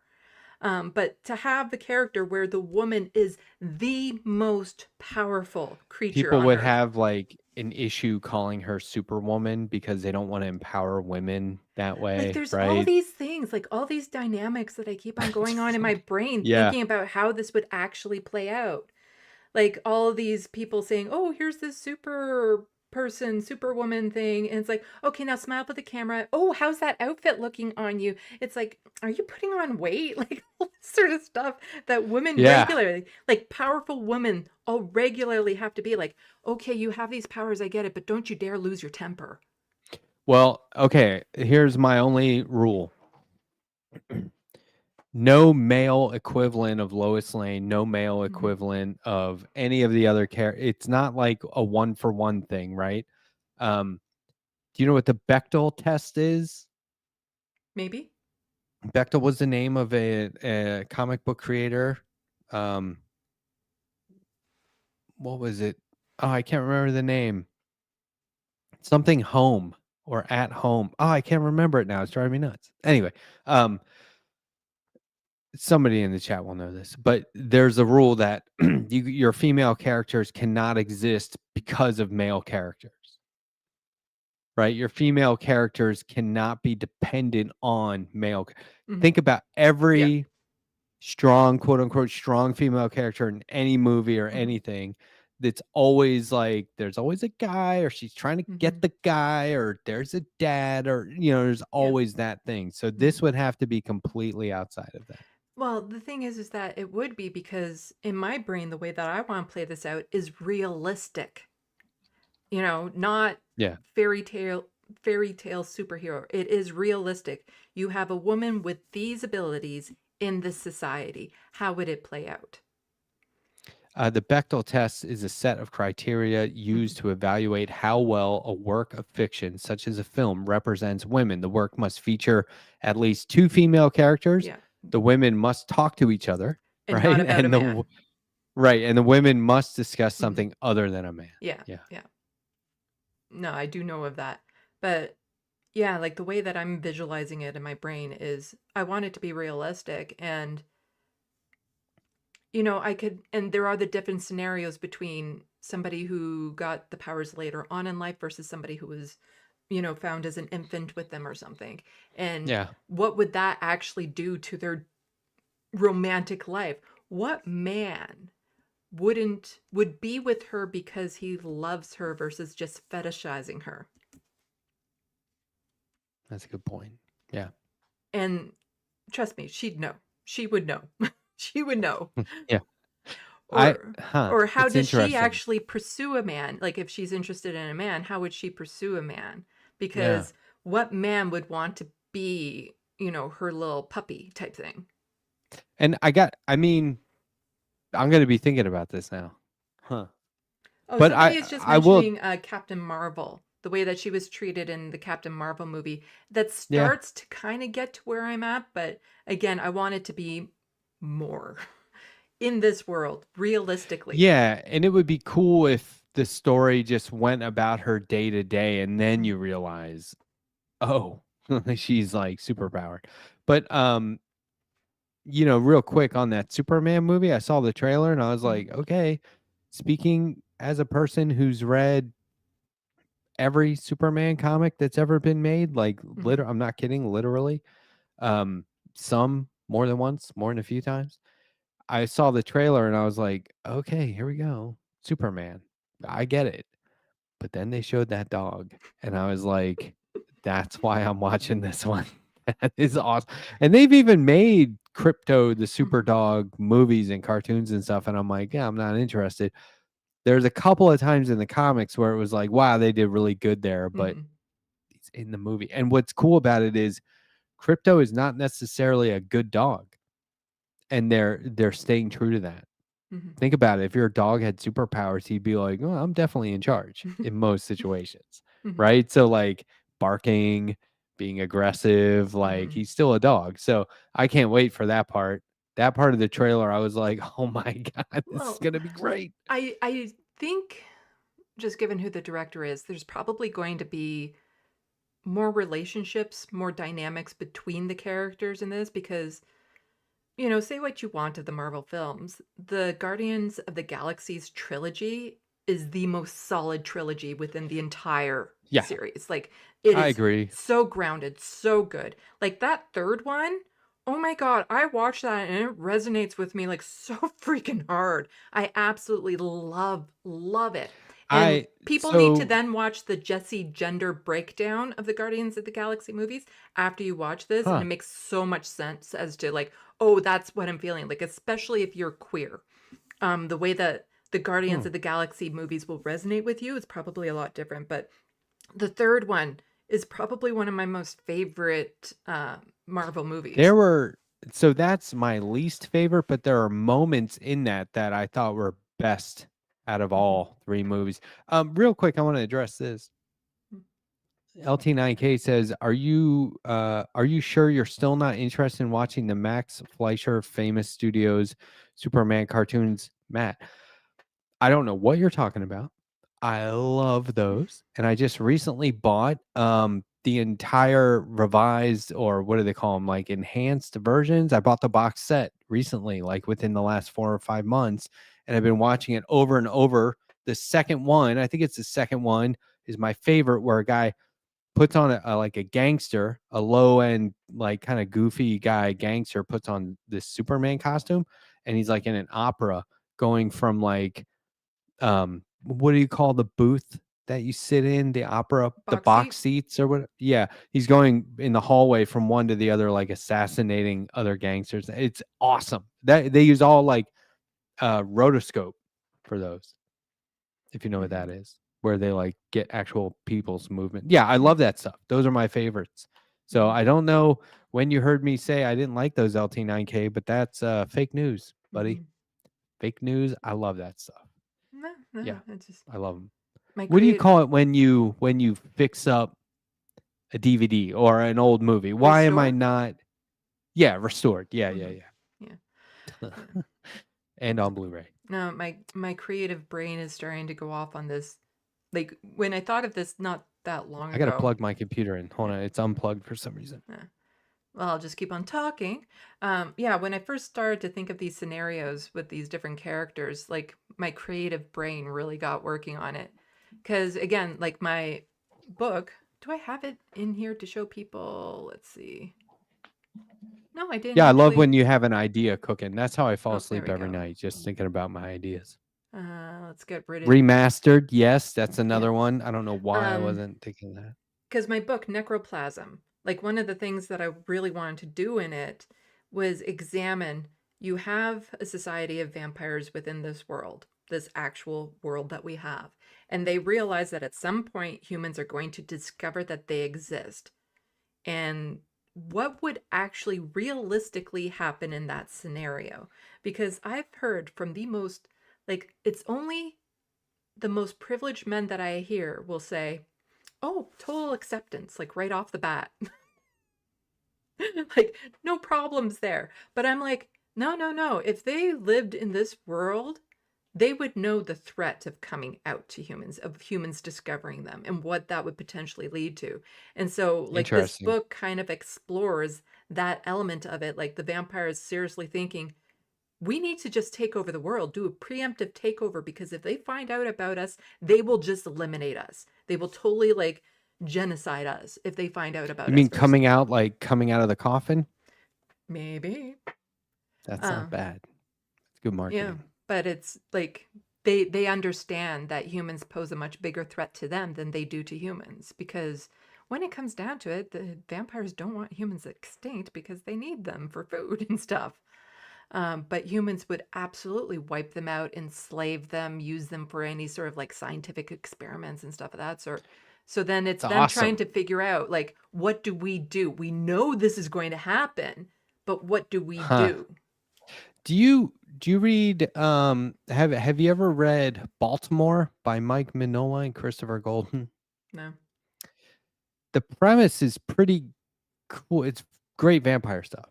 And like it's a prose book with illustration, and then it goes on to be like a huge comic. Mike Mignola is the guy who made Hellboy. But there you could just read the book. So vampires are like, oh god, we're so bored. We're gonna live forever. So boring.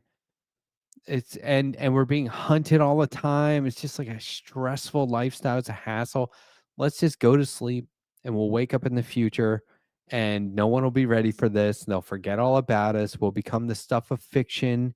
No one will think it's real. And then we'll be like, haha, and we'll rule. Right. So they literally go underground. They bury themselves underground. They're all just sort of like in hiding out in the open, but underground. Then World War I happens. And, that was massacre after massacre. Entire battlefields just covered with dead people, and all the blood soaks into the ground and wakes up the vampires accidentally. And they're like, shit. Oh, well, it's a little early, but we're up now.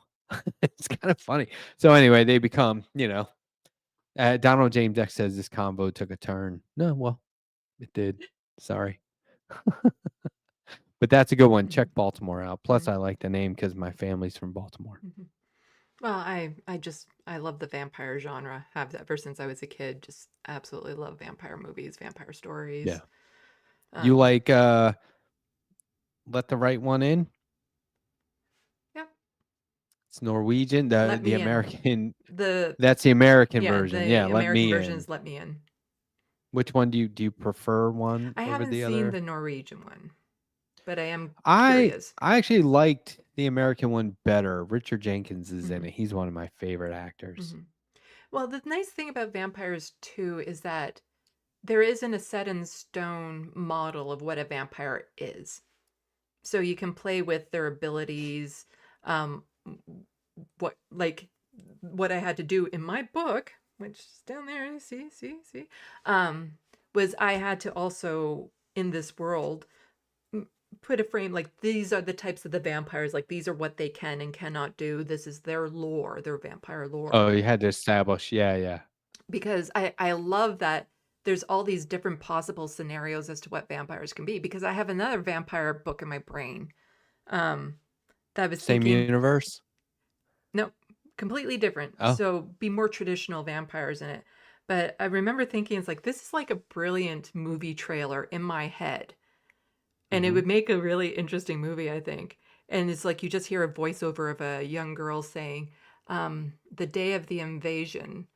And so it's like you see aliens coming down to Earth, something like you would see from Oh, the Quiet Place type aliens or something. yeah, sure. So she says the same day as the invasion was this day we learned monsters walk amongst us. And so you see vampires and werewolves coming around.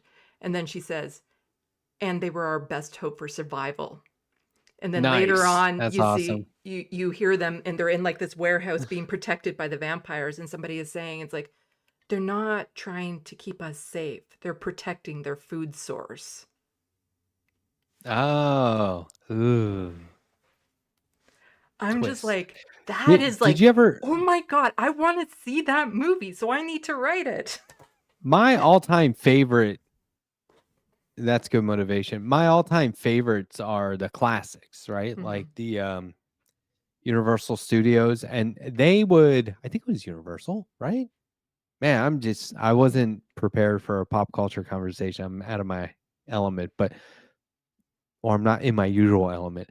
But they would rent the studio out to I think it was Spanish filmmakers at night. They would like come in at night, use the same studio, and make a much more risque version of like Dracula or whatever it was that they is really, really cool. And those are all on those remastered DVDs, actually. They're on the special features. My favorite, one of my all-time this is gonna shock people. Yeah, I know it does. I know it will because it always does. One of my all-time favorite werewolf vampire movies, New Moon, the second Twilight. Now You look, said that, and I'm thinking, okay, what's the vampire movie New Moon, New Moon? And it was now like, the then second it was like starting to dawn on me what you were the talking Twilight about. series is lame. It really is.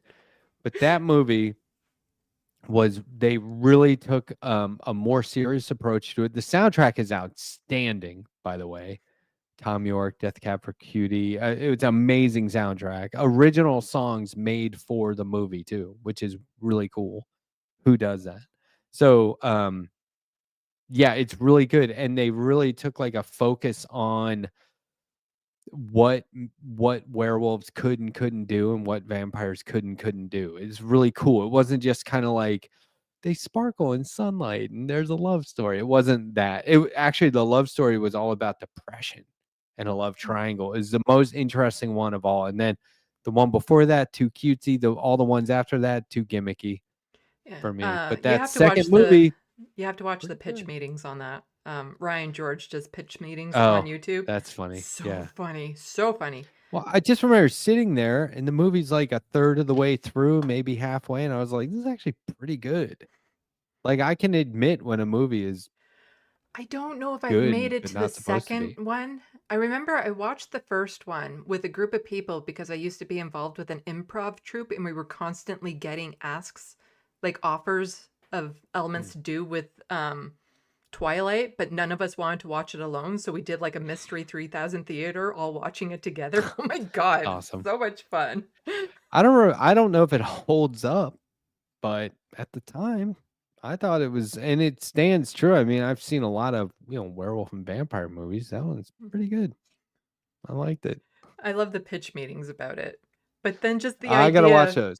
when somebody said, like, when somebody was actually describing one of the movies to me later on, it was on the radio or something. I'm like, what the hell are they talking? Like, this isn't what is going on? And then you find out, oh no, the werewolf wasn't in love with her. He was in love with an egg she was carrying that she got impregnated with by the vampire. And then this girl vampire was born that he was actually like in love with. And I'm like, what the hell are you talking about? I got it queued up. I'll watch it. Yeah. That's going to be good. No, I love the looking forward pitch. to that. If anybody doesn't know who Ryan George is, go check him out. He does pitch meetings. It used to be through Screen Rant, but now he has his own pitch meeting channel. But he also has his own YouTube channel called Ryan George, where he does skits and stuff of that sort that are just so funny. And he's actually, his humor is very far left. Like, some of it is politically loaded, but it's from a far left perspective. So like talking about the zombie outbreak in comparison to COVID type thing. Like, oh, you have to wear these headphones. And it's like, oh, but do they squeeze my head? But no, if you have to put these headphones on or else the zombies will smell your brains. But like, do I have to wear it all the time? Like he has like this, he has some political commentary in some of his videos that is just so spot on, or just like ones where he's like, I did this drawing and somebody's like, we're going to sell it and do this. And but he's like, but I just want to have a family and like live life and stuff. Oh no, we need to market it and do all this stuff and make money. And then he finally gets burned out at the end and he has all this money. And then they're like, oh, you don't know what to, well, why don't you have a family? And it's like, that's what I wanted to do in the first place. It's so good. It's so good. I'm like absolutely in love with him. He's Canadian as well. Oh, okay. And he just had a baby. Now I see. Yeah, and he just had a baby. And he has 2 first names. Do you watch Hot Ones? The buffalo wing, the buffalo where celebrities eat the hot wings. Oh yes, I've seen maybe 2 of them. I want to do that on Left Past 10 on our weekly panel show. I wouldn't even be able to watch it because it would set me off. You don't do spicy? I can't handle anything above ground black pepper. Wow. Yeah, it's... Hold on. There are less offensive hot sauces than black pepper, though. Did you know that? I'm talking about a sprinkle of black pepper. Black pepper is pretty intense. But really. It has to be powdered. If I hit a peppercorn, forget it. Wow. Okay. No, I can't. I do not handle spice, and it's accumulative.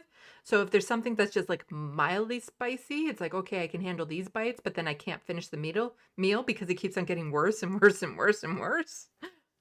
My thing is I can't, like, it really affects me. Like spicy stuff. I'm like, I'm always like, why did I do this? But I love it. I love being in that place. I love getting in that place. So like I eat the spiciest stuff I can find. There was this one Indian food place that would make a curry and they were like, you can't have it as hot as... I think your body just thinks you're dying and you like that kind of near-death feeling. Yeah, I like living on that, right on the brink. But like I said, actually, you know what, sir? This is what I said to the server. I was like, I know you guys probably make it hotter for the staff than you do the customers. He said, "Oh, we do. We call it." Oh, it's funny. He said we call it Superman hot, and I said, "I'll take that." And he was like, "You can't." And I was like, "I promise. If you want me to sign something, I promise not to send it back or ask for my money back. It'll be a done deal. I'll pay for it in advance, whatever." And he's like, "Okay."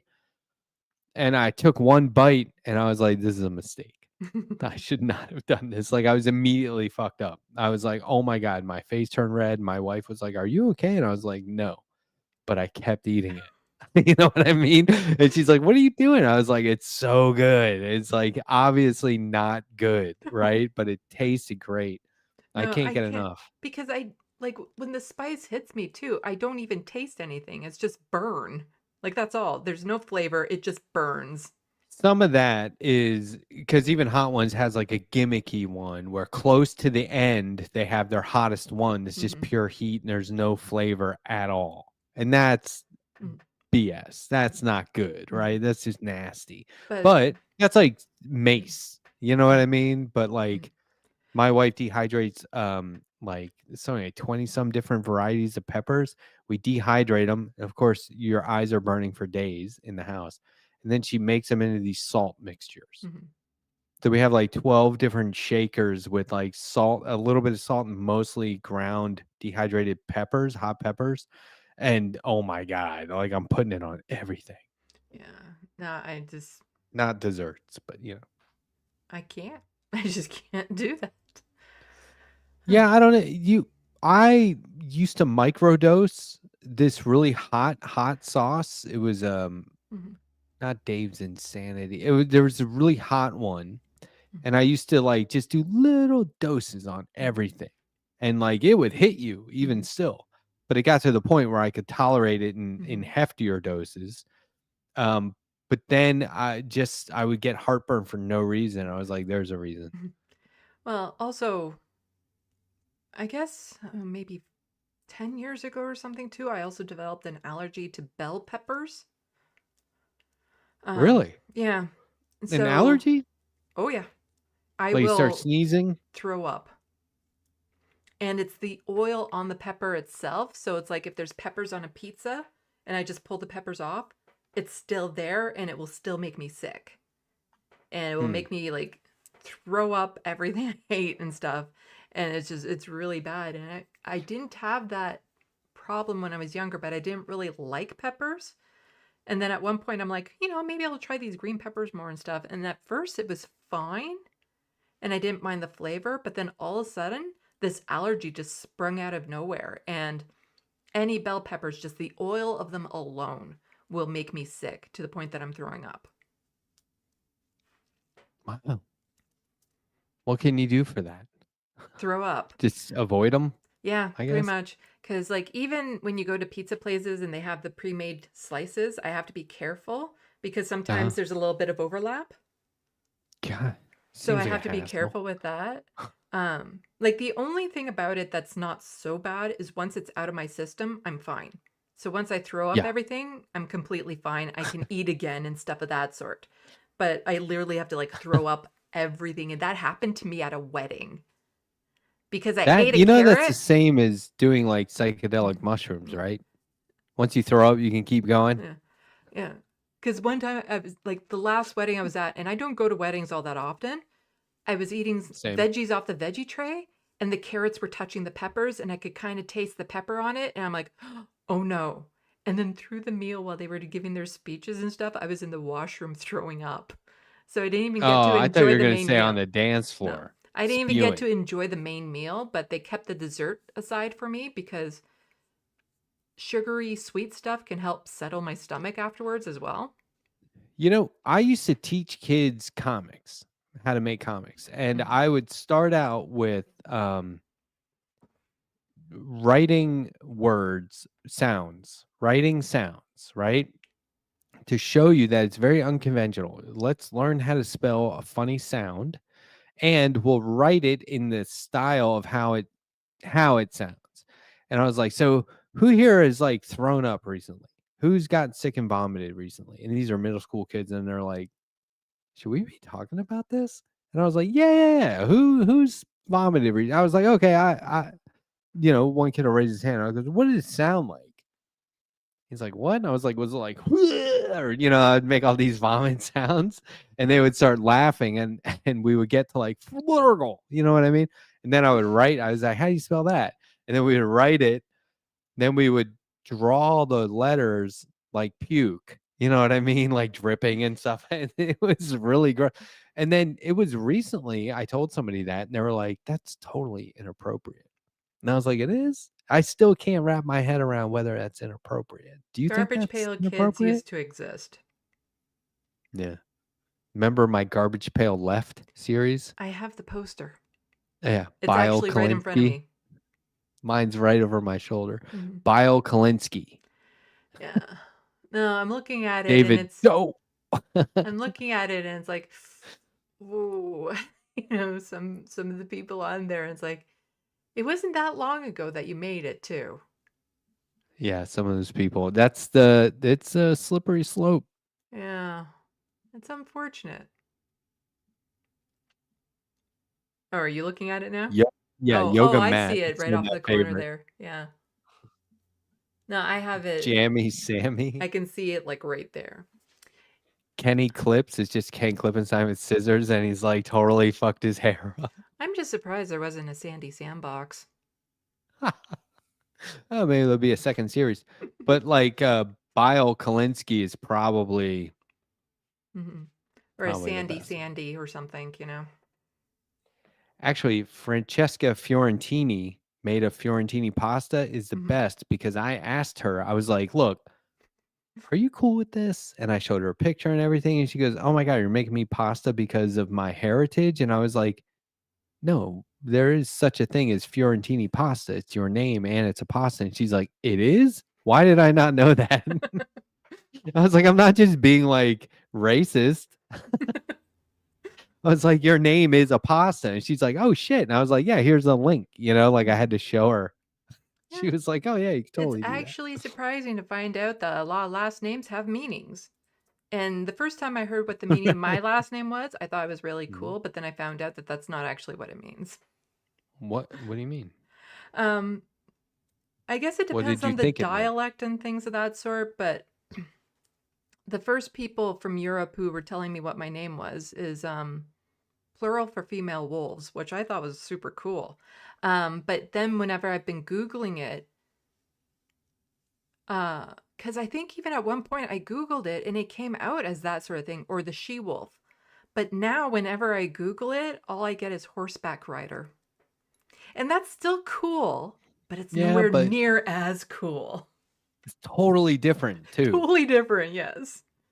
It's like wildly different. And so I'm like, where Um, did this come from when I was like a teenager into my 20s? That's what it meant. But now it's something completely different. And I can't find any traces of it meaning the female wolves again. um, But like literally, I remember looking at it as well, like having a printout of what your last name means and it being hmm, on there. And, you know, people from Europe who spoke the different languages being like, that's what your name means. But now it's huh. only horseback rider. Do you know what Strackbine means? Not cool. Wrong. Actually, Strackbine is the definition of cool, but the definition of Strackbine, the translation from German, is straight arm or Mm. limb or straight limb. Well, then Strack, horseback riding straight, is much bine, cooler. limb. Yeah. Horseback riding is much cooler. The horseback rider. Um, Yeah, Germans and their and straight well, arms are not that popular either, if you think about it. no, not really. It's pretty bad. Well, my last name is Hungarian. A little bit of trivia for everyone. That's not my real name. It is my real name. It's my legal name, but Mm-hmm. it's not my real name. Do people even know that? Could that be a lie? I lie to the audience a lot. Mm-hmm. Yeah, we know. Usually I'm pretty open about it. This is his first time on my show. Yeah, I've never been on this show Yeah. before. This is our first time talking, like totally. Yeah, I barely know Sandy, if that is your name. No, it'd be funny if one day you just come out and be like, yeah, all these comic books, totally hate them. I'm Be just like, doing it for clicks. guess what, guys? I was just trying to be edgy. Yeah, I was just trying to have I just like wanted to have a a niche that I could quirk. make myself look cool, and I thought that I'd be like a comic book geek to make myself look cool. Actually, more than one person has described me to somebody who didn't know me by saying, no, you would like Matt. He's really into comic books, but he's also cool. Like being into comic books is a bad thing, Mm, but I'm also cool. Like they would mm. say that. That's how I've been described. And I was like, oh, I'll take it. Despite his Like I'll love of talk about the comic Incredible books, Hulk he's too still a much. But decent person. yeah, he loves Batman, but he's also anti-capitalist. He talks about the Incredible Hulk and Aquaman way too often, but wants to be communist. Hmm. Oh Did a my lot god. of drugs. That just makes me want to watch Deadpool 3 again. Because there's a Okay. brief scene of Hulk in there. That scene where that last fight scene in the street that's like looks like one continuous shot is one of the most that's one of the best things I've ever seen in an action movie ever. I have It's never so felt good. a friend paid for my ticket for me to see that in the theater, and I had never felt so good in a theater before. Watching it, I was just in such a happy place watching the entire movie because I'm And like, that this movie tour is they did, freaking amazing. afterward, hosting Jimmy Kimmel together, going on They went Hot on Hot Ones, Ones. Yeah, I saw that. all that stuff. Oh my God, they're so funny Yeah, together. It's they're really, really genuine. but oh my God, the humor in that movie and everything and the action and just, the breaking of the fourth wall and everything. I'm just like, I love this movie. I When love they're playing Like a Prayer, though, man. Oh my God, because I'm a Like a huge Prayer. fan of the first two Deadpool movies, but this one, I'm like, I love it. I Is need it to Like watch a it. Prayer? Is that the Yeah, Madonna yeah. song? Life is So a she has a song called Like a Virgin milestone. and another song called Like a Mhm. Prayer. Does she have Everyone any more must Leica stand. songs? How many Leica songs can one person have Ray of legally? light? No, 2? it's not like a ray of light. It's ray of light. Okay. Like a Oh. ray of light. It's ray of Well, light. this was a good show. Thanks for talking about comic books Yeah. and vampires. And get me to admit how much I like New Moon. I bet people didn't see that coming. Maybe it's a lie. We can never trust It's not. you. I haven't watched it in a long time, but Mhm. it's not a lie. I thought that movie was good. I've seen it a few times actually. Yeah, I know It's you have to corny. go, but I will stay tuned for the audience. So don't go anywhere. I'm Okay. just going to take a quick. I'm going to switch screens so I can say my official goodbye to Matt off Screen camera. switch. So I will be back to the sandbox soon. And thank you again so much, Matt, for coming on. Thank you. Bye, guys.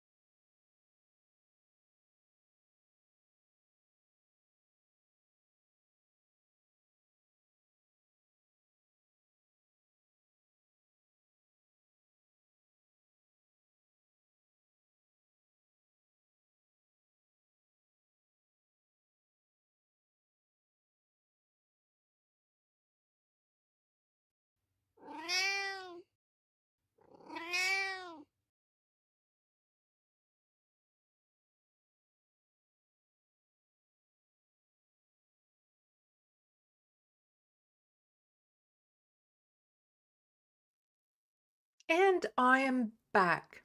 Hello, everyone. Got all my logos and stuff up here. You don't need to see that yet. I don't really have much more that I wanted to go over. Just wanted to check in with the sandbox and socialize with you guys for a bit. I will be streaming throughout the holiday season. Christmas Day, other days too, because I know people can get lonely this time of year, and we have a lot of our regular go-tos online that tend to take holiday breaks. So I will not. I'll take more of an official break, I think, in January. But let's check the sandbox, shall we?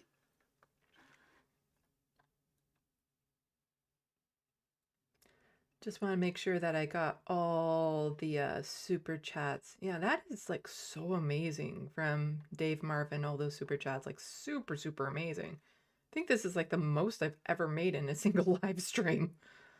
So yeah, checking the sandbox. Let's scroll right up. As far as I can scroll. Oh, Dave Marvin has left, but likes the idea, I think, of my comic books.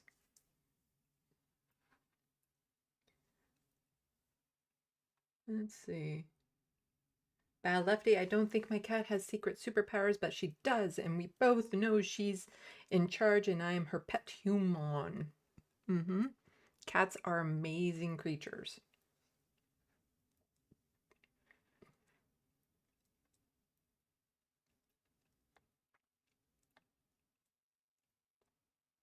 Bad Lefty, living forever does legit sound like torture.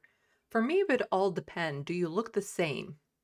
Like if you live forever and you can change your appearance, I think that's more manageable, because then you could restart in new areas completely as a different person. And that way, if you weren't happy with the way you look, you could change it every now and then. I think that would make it more tolerable, actually, is if you could change your appearance and live in different areas and things of that sort. But it's not something I would particularly want to do either, unless you had like unlimited funds and didn't have to worry about finances and stuff. But the idea of like living in poverty and broke and struggling for all of eternity does not sound like a good idea.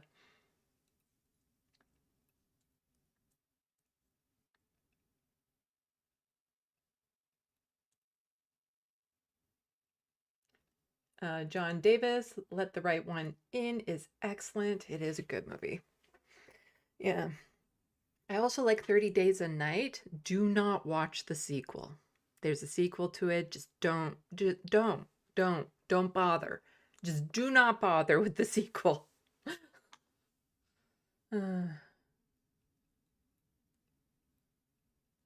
Hello, Bobby. Hello, B-Cat. Atticus Among Us. Schmegly. All these wonderful people. PB. And so many people. Doc Possum. I know I'm not going to catch everyone. Emily French as well. Donald James. I've been watching old soap show Dark Shadows from the 60s with Cosmopolitics. That is the only vampire thing that I've been watching. Actually, I do need to watch it. I haven't actually watched In the Shadows. Like, I do love the vampire genre, but I haven't seen all of the vampire stuff because there's a lot of it. PB, I like the suspense and Interview with a Vampire. I haven't even, like, that's the thing. I haven't read the full series of the Anne Rice vampire novels, but I have read, there was Pandora in it, and I really liked reading Pandora. Like, there was so much more to read in that series. It'd be worth actually going over again.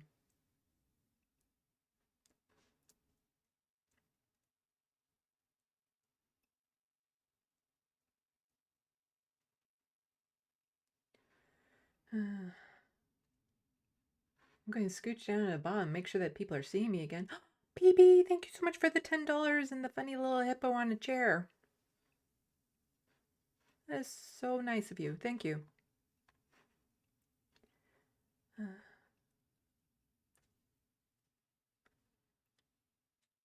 Yeah, I'm just scooching down to the bottom again to make sure that I'm actually back on air, because I've had too many times where something has gone wrong. And now I'll scooch back up, but it looks like everything is a-okay right now.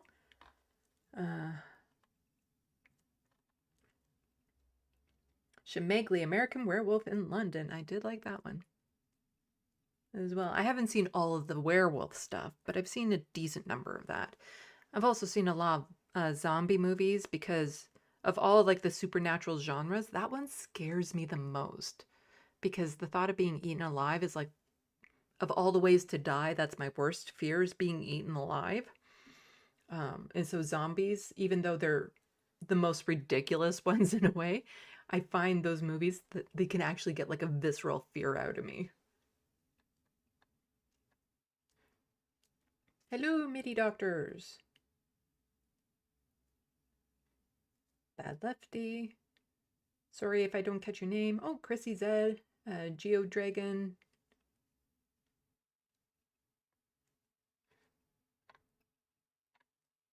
Emily? Saw somebody saying hi to Emily, crotchety. Yeah, thank you everyone for coming out. Super appreciate it. PB, I went to movies as a kid before there were PG ratings, but the shows were like the Blob and the Birds. What about Blob Birds? Birds of Blob.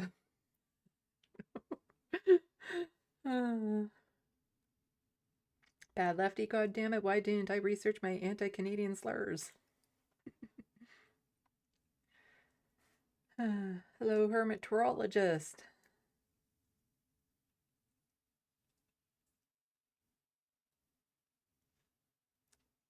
Chrissy Zed, I found nail polish that changes color and put copper sparkles on it. Freaking fire. That sounds like a really cool nail polish that I would want. I remember when they used to have scented nail polish, and I'm like, what's the point of that? So it smells good when you pick your nose? Like, really? Really? Scented nail polish? Do we really need that? But I like the idea of nail polish that changes color. PB, I will forever grateful to Canada for Norm MacDonald.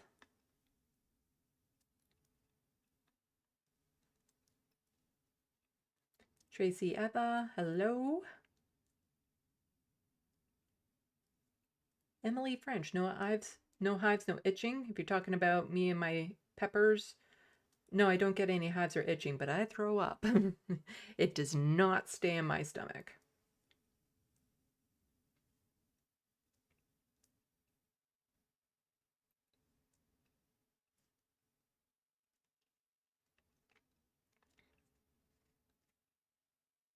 Christy Zed, Donald, the color that changes is called the oil spill. It's like purple, yellowish, greenish mix with copper sparkles, possibly the prettiest color I've ever done. Totally out of the blue. But anyway, I like it. I like it. I like it. I have a whole bunch of nail polish. I used to because, you know, I grow my nails long. Used to wear it far more often, and then I just, you know, I need to do it again. I need to do it again. Wear nail polish more regularly.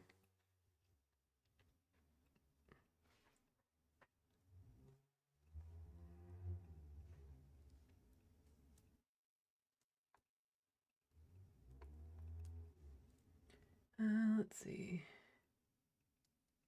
Tracy Eva, Anna Asparagus is hilarious. Yeah, I have heard of the drawing. I haven't seen it. It's kind of annoying. I haven't seen it. I want to see the drawing that Letterhack did of that. Donald James, 1 point for Sandy right there. I don't know what you're talking about, but thank you for the point.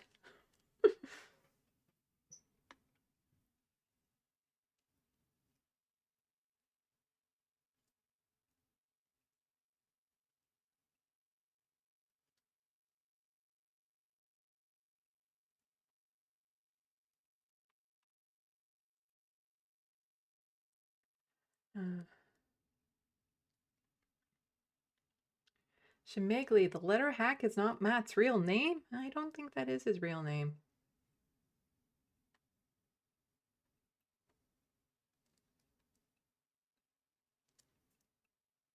PB, it surprised me to learn that Matt likes to lie and is continually honing his skills at it.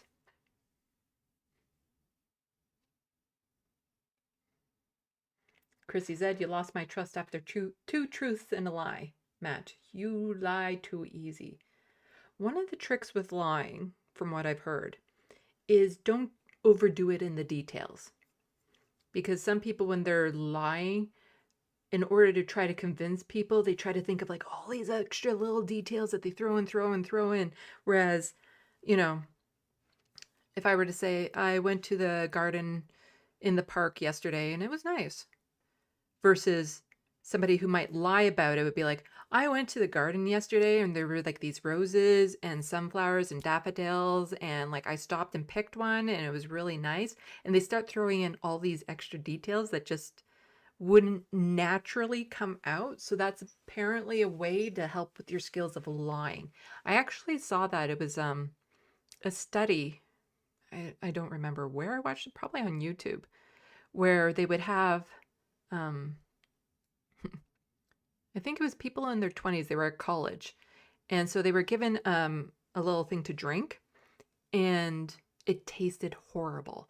So one would taste horrible with one group of people, and one would taste just fine. But no matter what it tasted like, they then had to be like, now tell everyone it tasted really good, even if it was like horrible tasting.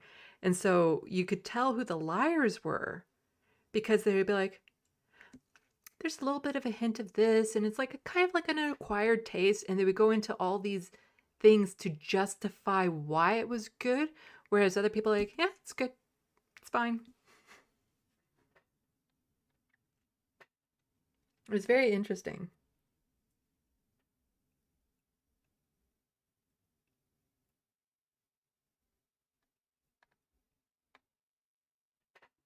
Christy said Deadpool seemed more like more of the same. It was funny, but the story kind of sucked on this one. Yeah, the narrative, the plot, whatever. But the action and the relationship between the characters, that's what did it. You know, it was just them having fun in these characters, and also just total smashing of like the Fox dynamic, and you know, poking fun at the Marvel universe and everything. And I liked how they just leaned into it so hard. Apparently there was one joke that didn't make it in. They had one joke that Disney's like, okay, that's too far. You can't do that one. All the other jokes survived, but one joke about performing a certain sexual act on Mickey Mouse had to be cut out. Or Mickey Mouse doing something orally speaking.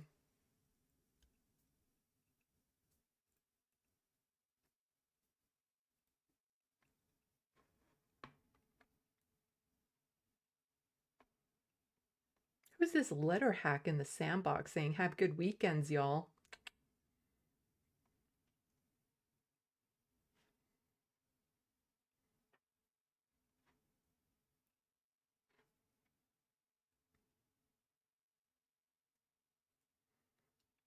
Hello, Matthew the Celt.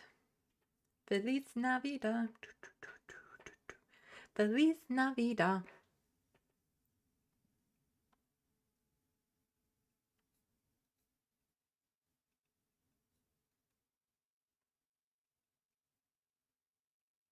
Donald's James X. I grew up JW, so I never experienced Christmas. I don't celebrate Christmas for any sort of religious reasons, but you know, I didn't exactly have a great childhood. It's a pretty bad one. But Christmas was something that was like the exception. We had like a nice little Christmas tradition and stuff, and that was often the exception to the regular life, which was kind of nice. And then I got older and estranged from the vast majority of my family and ended up spending Christmas alone for years and years and years and years. Which is why I understand the lonely feeling you can have around then, especially because all your programming, all the things that you would normally do are off for the holidays. And so if you do have friends and stuff like that, they're usually off with their families and things of that sort. So then you're really feeling isolated and alone. So that's kind of why I want to make sure to do a Christmas stream for people who are also in that same situation, so that you can have some connection, some, you know, be with people, chatting. I don't even know what. Let me know in the sandbox what you would kind of like to do that day, because I don't exactly want to cover political news on that day. I want to try to keep it light. The anti-corporatus. Luigi should have ducked into some bathrooms and into the stall and totally changed his appearance. That's like real spy material there. Whoops, jumped. Ah, there we go.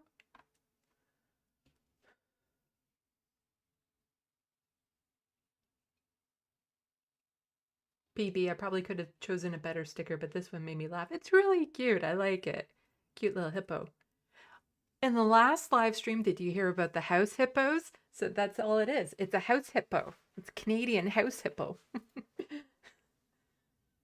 Showed that it's an old Canadian commercial about like, question what you see online. It might look real, but you know, it could be fake.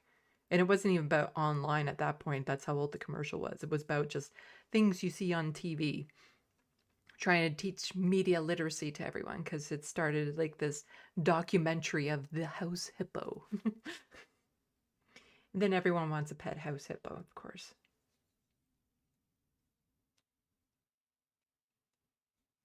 Bad Lefty, I bet the ladder shark tells people he has a house hippo. Matthew the Celt, I've actually got the full Anne Rice series, Twilight Saga, and Vampire Diary books on Audible. I'm a vampire fan. I really should read the entire Anne Rice series. That would be a good series to kind of get lost in. But I need to make some updates to my vampire book because there's a few tiny changes that I want to make into it in case I decide to serialize that one, which I'm kind of leaning towards. So it means for the sake of exterior stories from around that, there's just a couple little tweaks that I want to do, but nothing that changes the plot or anything of the main story. So I still recommend people buy it. But I'm also hoping to make it into a hardcover as well. I need to change up the cover a bit, put my name on it as opposed to some fake author name. But yeah, I just love the vampire genre ever since I was a kid. I even remember in elementary school dressing up as a vampire for Halloween. I didn't dress up as a vampire every Halloween at that point, but I do remember in elementary school when you're still dressing up as a vampire for Halloween. But then I would change it up because I love different costumes and stuff. But as an adult, I'm like, vampire.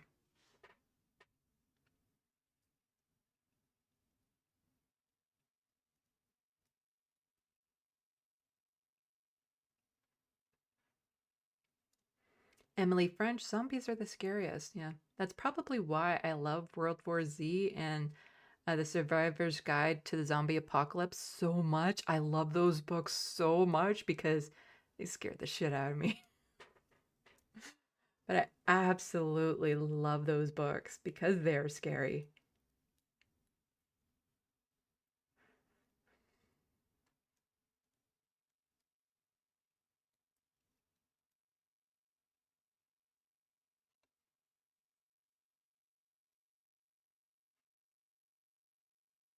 Matthew the Keltwin, that just make it tempting to drink. Are you talking about the scented nail polish? Maybe. How about scented toenail polish? Well, nail polish is nail polish.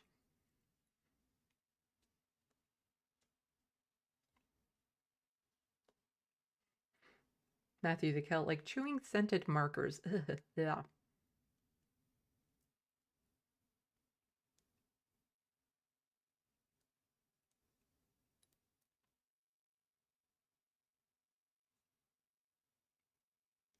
Matthew the Celt. I don't like lying.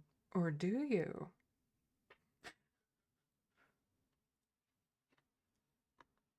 Everything I say is sarcastic.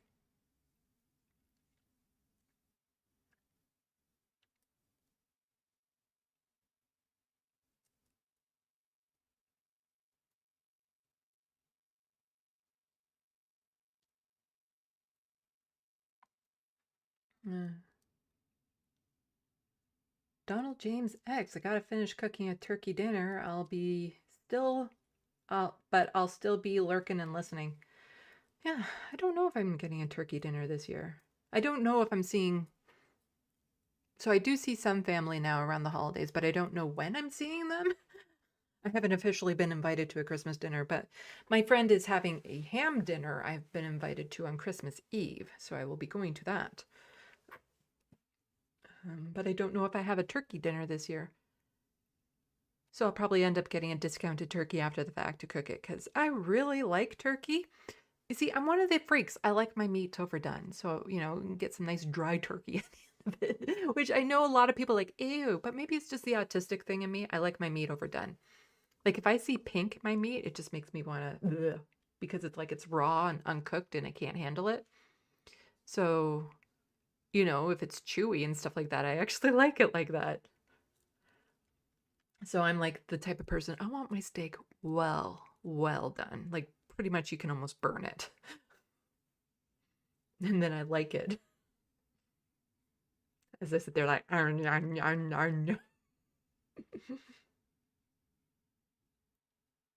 Crotchety, the fan service was really good on Deadpool and Wolverine. Yeah. There were so many freeze moments from that movie that I'm like, I want a poster of that. Because it was just so awesome. And then I have access to a Disney Plus account, and they have a making of Wolverine and Deadpool, and I love the making of too. And Ryan Reynolds joking that one of the people making the movie said that it was the best moment in his life seeing Deadpool and Wolverine walk down that catwalk thing in costume, and he's like, that was the best moment in my life. And Ryan Reynolds was like, but don't you have a kid? And the guy's like, yeah, his name is Logan.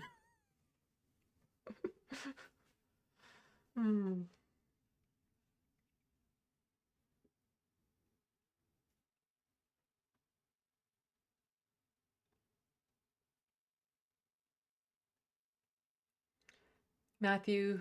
Oh, hello, John Martinez. Welcome into the sandbox. Nice to see you again.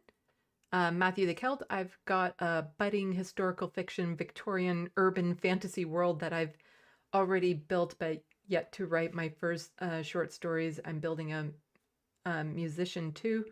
Premise is all myths are true. Go for it. There's another vampire story that I want to write that I had in my brain well before I wrote the one in the summer. So the one that I wrote in the summer was part of a derby, a writing derby. Again, I've talked about it plenty of times, but you can go to my YouTube page and look at the video to give you a good idea as to what I mean by that. So luckily, the cover that I did, it could be made into a vampire story. And I actually borrowed a lot of ideas that I had for my first book, but I still need to write that first book. And again, I love just the real world premise of like the premise of that vampire book that I have is as simple as a man comes back to the cabin in the middle of the night with him and his buddies had gone there for a weekend or something to celebrate. And he was doing some midnight photography, and he came back and he found something attacking his friends, but then he gets knocked unconscious. And when he wakes up, he sees his friends are gone, and he's sitting in the cabin with a vampire. What would the honest to God reaction be to that? And I'm talking neurotypical reaction to that. And I love that kind of like psychology, like psychological thinking, like, because I get so fed up with all these movies and books where it's like, oh, so now there's zombies or there's vampires. Okay, world goes on, like True Blood and stuff like that. Like, I get it. But there would be no instant acceptance. There'd be no, like, oh no, we're all cool with these bloodthirsty creatures roaming the earth. People wouldn't believe it either. So I'm just trying to think to myself, like, what would the honest to God reaction be? And also dive into the conversation they would have about like religion and the world and genders and all this sort of stuff.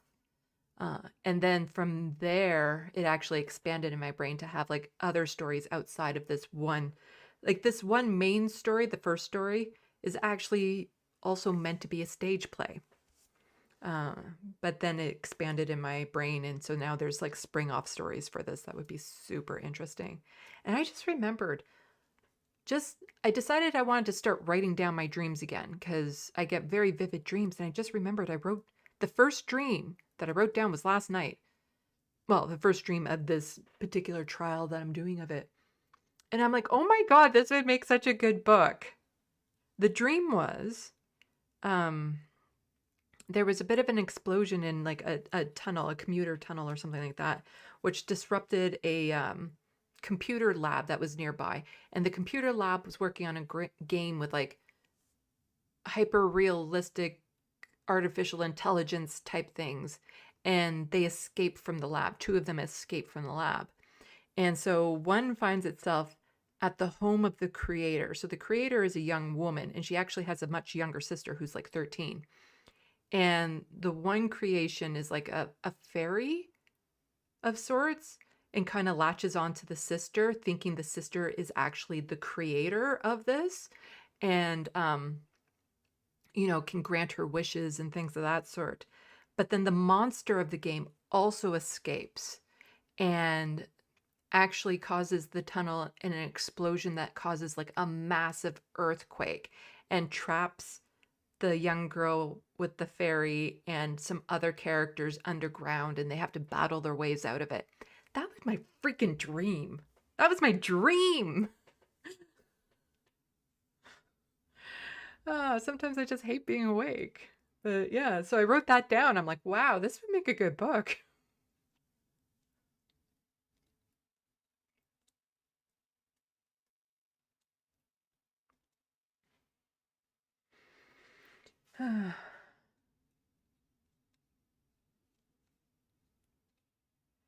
So let's see.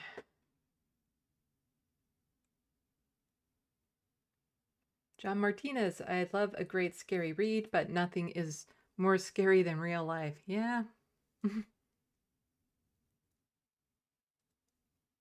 PB, we like to experience make-believe fear. We don't like to experience it in real life. Yeah. There's definitely a difference. It's kind of like, I love my fear of heights, if that makes any sense. Like, I love being on a tall building or something and having my legs dangle off the edge of like a balcony or something that is like super high, because there is like this fear of it, but I find it exhilarating. Like, there's just something so thrilling about it that I absolutely love, but it is like, it's born of an actual like fear, but I love it. It's this weird fear. But like a fear in real life of things, I've been in those situations before, not fun. John Martinez, living happily on my beans and rice diet thanks to recent food poisoning. Ugh. Issues. Glad I'm eating far less meat. Oh, sorry to hear that. Matthew the Celt, is that an autistic thing? Talking about the overcooked meat? People who are autistic tend to have unique dietary, like, what's the word? Unique dietary preferences. And some, it's not all people, of course, but I've heard from other people that it is the same thing.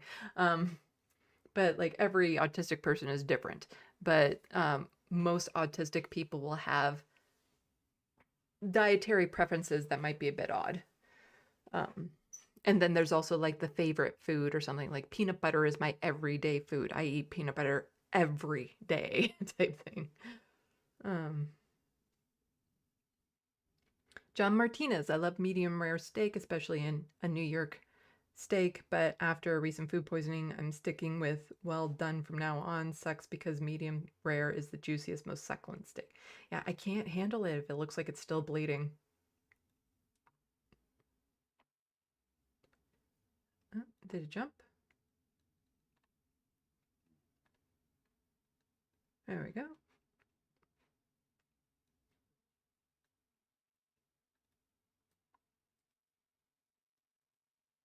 Matthew the Celt, the grittiness. I like how much more immersive such non-high fantasy is. Too many authors don't take the time to paint the actual setting, like each scene occurs in a spotlight within a dark room.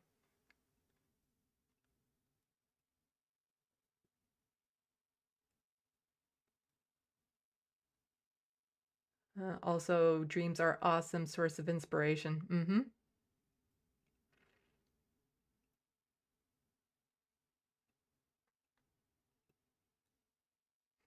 Bad Lefty, but the vampires, Gamergate, turf, and you get into a fight over pronouns. No.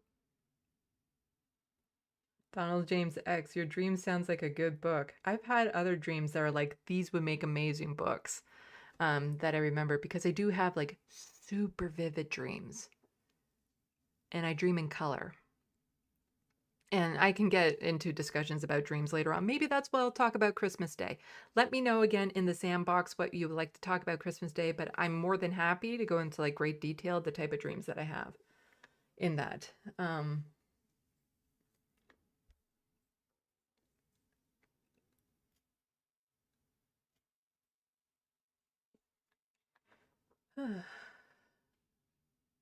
Doc Possum, LOL, another one for overcooked meat.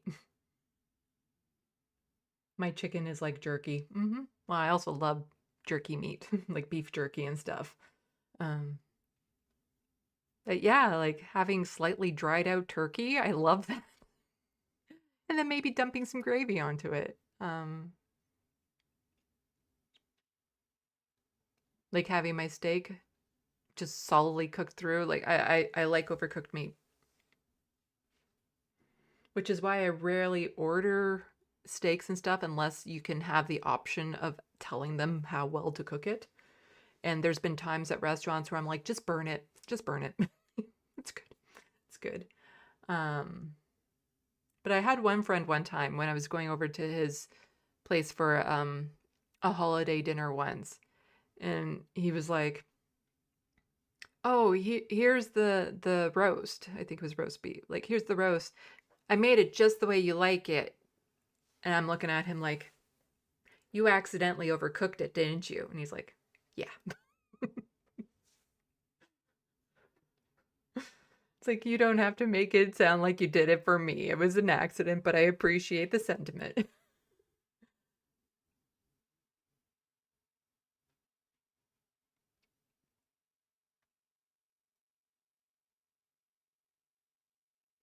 PB, I love heights once. Enjoyed getting on the roof of my grandma's house and looking at the Milky Way above the silent streets below. I do. I love going, like, roller coasters and stuff, like going to Canada's Wonderland, which is like the biggest amusement park in Canada. Some of their roller coasters and rides are so high up, and I love being up there, having my legs dangle and stuff, and seeing the views and stuff. There's actually the CN Tower. They have a skywalk. Oh my God, I want to do that so much, but it's super expensive. But I would love to do that so much, where you're actually walking on the outside of the CN Tower.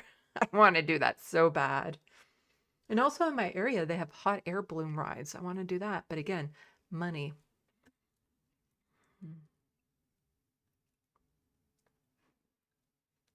John Davis, my dreams have end credits. PB, my best recent dream was Hassan wanted to sit down and chat with me. Well, I remember at one point when I was doing the dream journaling, the more you do it, the more you start to remember. And I was remembering like up to 5 dreams a night sometimes. But then you can become more lucid dreamer that way. So like tonight before I go to bed, I'll reread the notes that I made of the dream from last night, and that actually helps to engage my brain into that a bit more. And then before I know it, I'm writing novels every time I wake up. But there's just a lot of dreams that I want to write down, because who knows, maybe they will be stories in the future.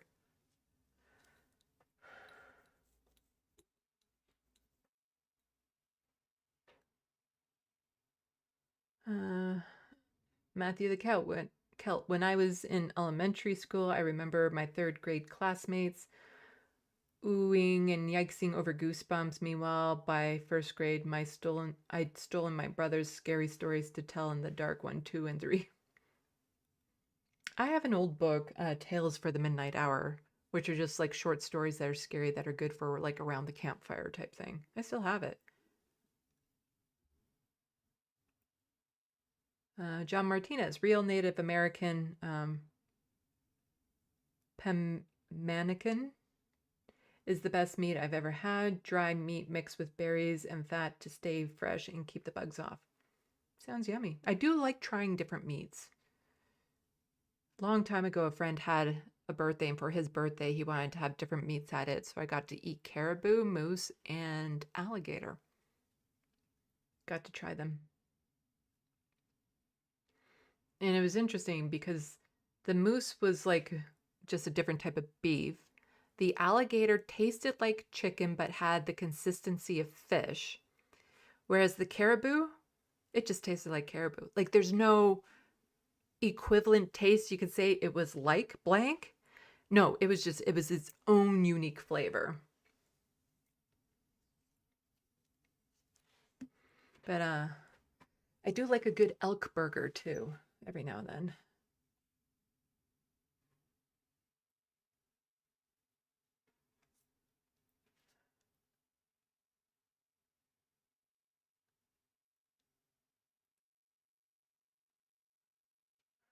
Bad Lefty, PB, not going to love to lie. No, not going to lie. I'd love to skydive, but I'm famously unlucky and something would go wrong and I'd feel like such an idiot for a few seconds knowing that it was so unnecessary. If at first you don't succeed, skydiving is not for you. I would love to go skydiving. Absolutely love to go skydiving. PB, I read the Lucid Dreaming book and I became able to be aware during my dreams that I was dreaming but didn't know what to do with my newfound power.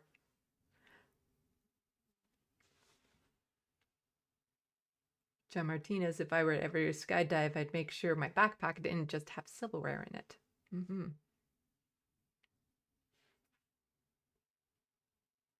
John Martinez agreeing with me. Elk is amazing meat. We had the Works Burgers place. It's a burger chain restaurant. And there's like 50 different types of burgers that you can get on it. Like mostly beef burgers with different types of topping. And they did have the option of an elk burger patty. And I would always go for that because for a long time I was trying to cut out of my diet any factory farmed or processed meat.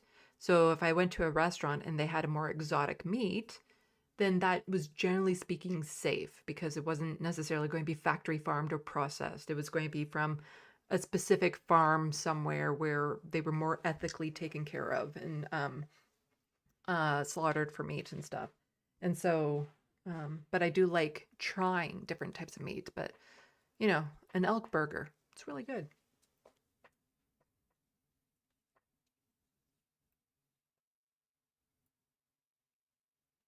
John Davis, deer sausage topped with sweet mustard is heaven. Have to try it sometime. John Martinez, I know I'm saying it wrong, pemmican was made by indigenous ancestors for thousands of years. It's the precursor to modern beef jerky, though it's made of dried meat berries and tallow. S Scout is taken. Scout is taken. No, I'm not saying it right. Can you or Letterhack confirm if Francesca's show didn't air today? Jan Cougar was supposed to drop by to debate his and Anna's new takes and still waiting. Right, I think I heard about that on the Majority Report that was going to happen. I don't know if it actually happened, but I definitely want to see it if it did.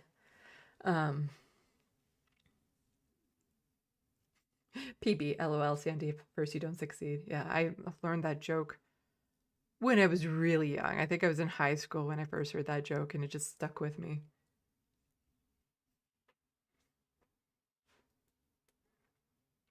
Matthew the Celt got some green curry with tofu and a side of curry puffs from Thai 99 tonight. Didn't want to cook. Everyone's talking about food again, and all I want to do now is like hang up on you guys and go eat something, but I don't have anything decent to eat. Like pizza pops or something. Because again, I'm one of the worst cooks you could imagine. I'm horrible at cooking myself, but the problem is like right now, what I would really, really love is just a good slice of pizza. That's usually like the one thing I'm craving, but then it means I actually have to leave my apartment and I hate doing that. but I don't do like DoorDash or anything like that. And it's not like there's a pizza place that's far from me, but the best pizza place where you can get like the best slices is a bit of a drive away. But you know, there's a couple pizza places that are close to me that I could go get a slice at, but I don't want to leave my apartment.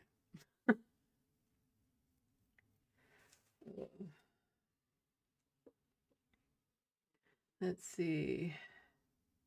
PB, I think Franny would be wrong to give Jink or Anna a platform. It's always in the sense of, I'm fine with anyone giving anyone a platform, but what do you do with that platform? So if she's going to push back and call them out, or like all that sort of stuff, if you go onto a right wing's platform, what do you say on it? If for some reason you think that there's no point because the person you're talking to will be so bad faith that you can't have a conversation with them, fine. But I'm not against it. It's bothersome when I see somebody who's like left wing go on a right wing thing and then totally get trounced and used for sound clips. So when you know that they're going to be in bad faith, I just don't see the point in going on. But if it's going to be like a good faith conversation where there's actually going to be challenging questions and stuff, then I'm okay with it. I have a clip that I was thinking of playing when Letterhack was here. So I'll probably do it in my next live stream because I was mentioning it before where I just caught it because I found that amazing live chat or super chat that somebody sent into TYT because I was just watching TYT randomly because I was interested to see if they would mention anything at all about everything that was happening. And somebody sent in a super chat saying, you know, you keep on saying that we need to make amends with the right wing, but 1,000 times now people have said that you need to sit down with people on the left and you haven't. Like sit down with Sam Cedar or something like that. But that was after, during their commercial break, someone had sent in a message and they actually started their message by saying, please don't hate on me. Because they wanted to ask Jank about his recent right-wing takes. And I'm like, how sad is that? That your own audience is afraid to ask you a question. So I clipped it out, and so I have it ready to play because this actually went over 2 commercial breaks where they were answering this question. And Jank saying, oh, no. Like, it's always like, you guys are fine. You can ask me whatever you want if you have good intentions, good faith, and blah, blah, blah. And it's like, oh, really? Really? Because I know a lot of people on the left that have, you know, good intentions and want to talk to you in good faith that you absolutely haven't. So I just found that super interesting. So I might play that in my next live stream, which will probably be, I don't know, maybe Monday. Probably not the weekend, but maybe Monday. Definitely again on Christmas Day, but I'll try to do more streams over the next week. Again, because it's the holidays and people like to have, you know, just again to provide community to people during the break from so many other people.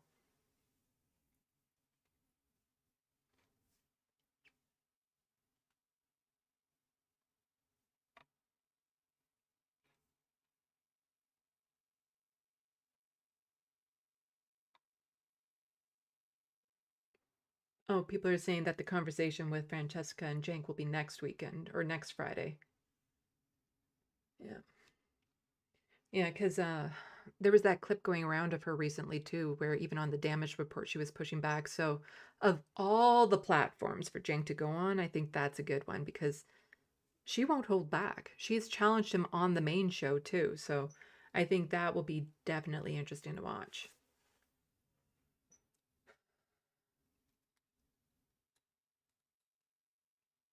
PB, BL, I think there are other affiliations that Franny could make that meet her moral foundations better.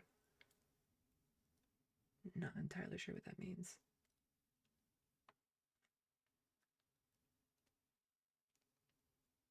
John Martinez here in Boys. There's a Pie Hole, a pizza joint that closes at 5 a.m. They are the closest to New York pizza here, $3 a slice. Yeah. Guys are making me want pizza now, and I don't want to go outside. PB, the left thinks Jink is a waste of time, so it is right. Even Laura Loomer knows this. Yeah. I think the Surfs actually covered it too with Matt Walsh totally dissing Jank. It's just like, This grip, this turn that Cenk is making, hoping to, I don't know what. It's going to fall so flat, so flat. Like, the right will never accept him. Like, they just won't. This idea, this utopia of, oh, we can all just get along. No, the right fundamentally wants a lot of us dead. Like, you don't get along with that side. You don't sit down and break bread with them. And yeah, it is just he is totally not reading the room when it comes to his ability to build bridges with the right.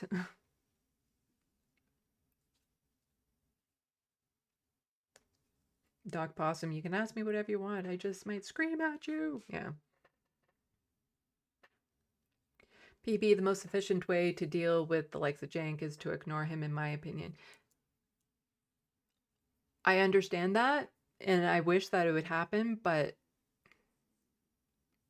as long as he's out there spewing rhetoric that puts people's lives in danger, which it absolutely does, there needs to be pushback. But if he ever gets to the point where he just gives up the whole idea of being progressive and says, okay, yep, this is no longer the home of progressive, we are centrist central, then we can just completely ignore him and move on. It's just this idea of him being this fraud, still spewing that he's trying to be progressive with all these policies that are dangerous to people. I feel we need to push back on that. But once this is kind of winded down and he's lost a lot of the steam, then absolutely just ignore him.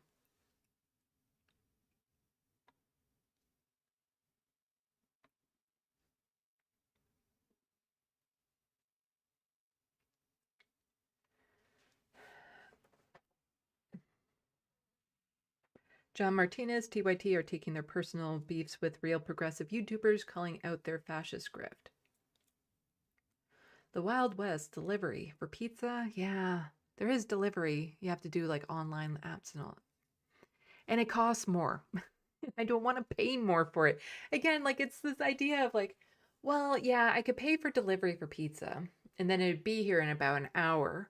Or I could get my ass into my car, go out somewhere that's nearby and have a pizza in under a half hour. But I just don't want to go outside. I have my pajama pants on through all of this. I don't want to put on real pants. See? Pajama pants actually matches the outfit, if you ask me. The blue dots. It's a good match to the Letterhack shirt. Let's see. There we go.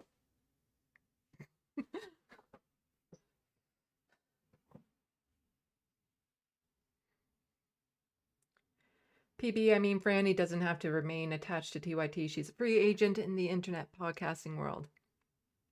There's been some indications from some people it's not as straightforward as that, depending on her contract. I don't know the details. I would like to see more people step away from TYT to make their point, but it's easy for me to say as a Canadian because I still have health care if you do that.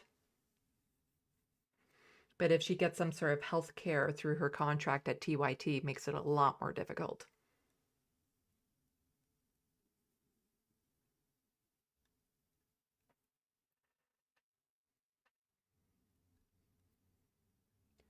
Bad Lefty, PB, I'd love to see Francesca able to leave TYT, but there's just not the same money or job opportunities in the left wing, and Francesca has a baby to feed in one of the most expensive cities in the world.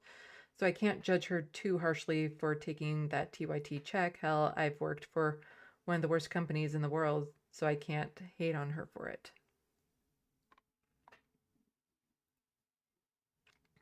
She can always tell Cenk to go fuck himself, though. Yeah. Says Looney Tunes 9000. Yeah, okay, we don't need to talk much more about TYT and Cenk.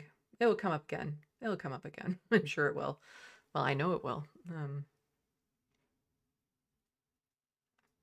The Wild West, if you sit down at a table with 10 Nazis, and you're now at the table with 11 Nazis, yeah.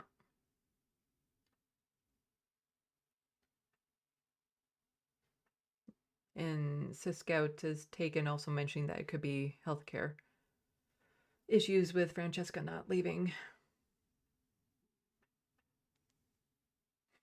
PB Sandy, I probably don't deserve the attention you are giving my chats, but thank you for having me.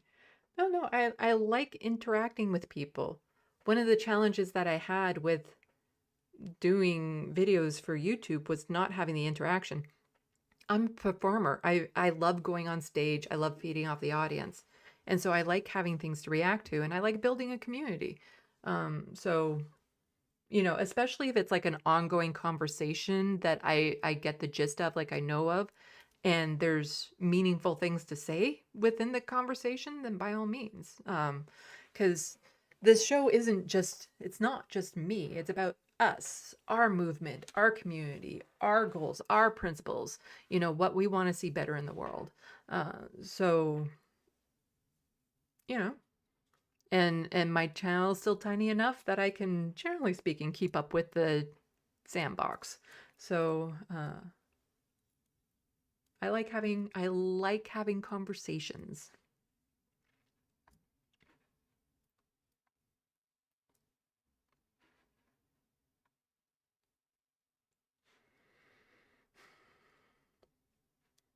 And I think I'm just kind of done talking about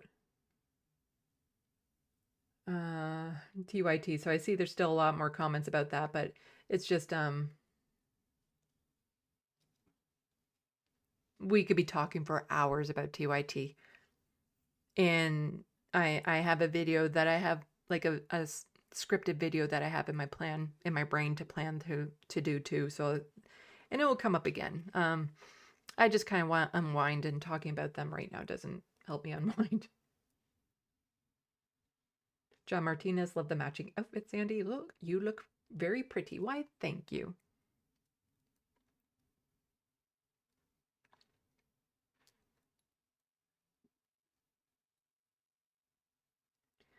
So Scouts is taken. Council of Geeks just put out a video about Disney banning another trans episode for a different show.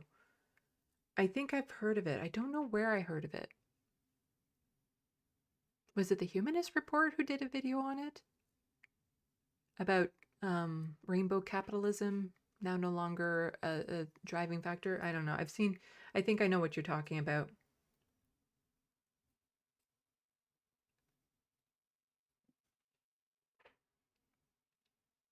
Donald James, I'm pretty sure Mondale was a contractor and didn't have a contract with TYT.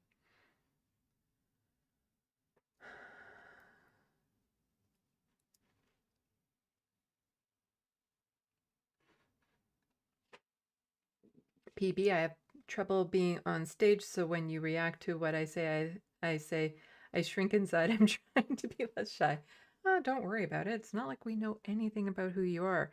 All I see is PB, and all I think about is peanut butter.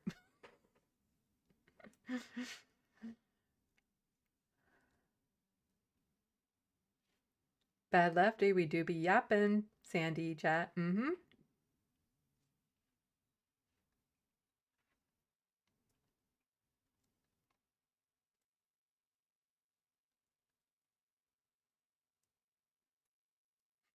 Bad Lefty. Sadly, we have more to talk about. Let's move on to something happier.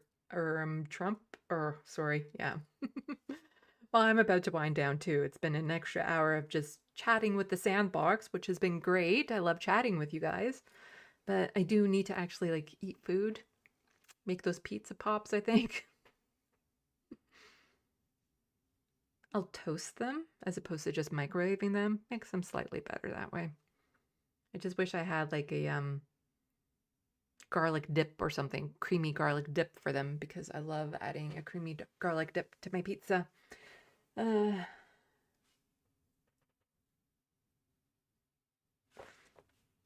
yeah, okay. Let's just do the wind down now. Make sure that I caught everyone's super chat and stuff. This is like the most I have ever made on a live stream. So thank you so much to people.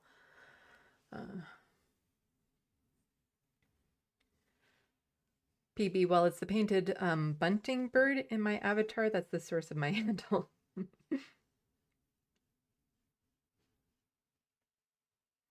Well, peanut butter is my everyday food. John Martinez, toaster ovens are good for microwave foods like bagel bites and instant pizzas. Yes, they are, and I do have a toaster oven for that reason. Somebody was kind enough to get it off my wish list. Wish list linked in the description box below because I had it on my wish list. Because why would I need my oven when I just live by myself? Although I find most, like, if you're eating frozen fish or something like that, you can't really cook that too well in the toaster oven. You need to cook that in the oven. But for something that can be microwaved, it's fine to go in the toaster oven.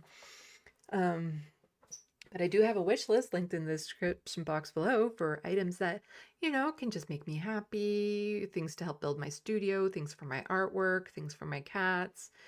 If you just have like enough that you want to show your appreciation for one time, that's a great way to do it. I still feel weird kind of being like, buy me stuff, but I also know that I like to show my appreciation for other people that way when I can. So it's just the option, I guess. Also, to help with ongoing vet bills for Frodo, who is still doing really well and is amazing, and I love him. Link to the PayPal or e-transfer to SandeeLovas@gmail.com. All of that money goes towards helping with the ongoing vet bills. Oh, there we go. He's such a cute baby.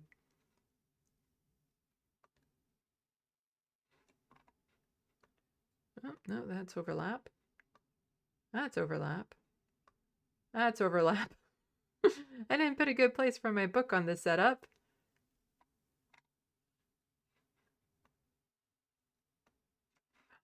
Let's do that. There we go. It's getting a bit crowded in here.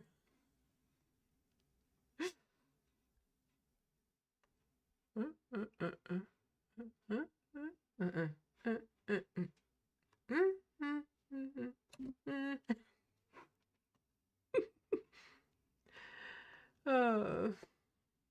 But yeah, of course I'm still on all of these social medias here. Haven't given up on the hostile fart sauna, Twitter. Although I do need to probably switch more over to Blue Sky because that seems to be where a lot of the crowd is going. It's just, there's some people who follow me on Twitter who don't follow me on Blue Sky, and it makes me kind of sad.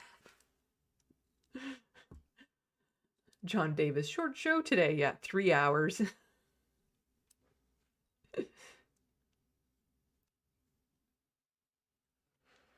Oh.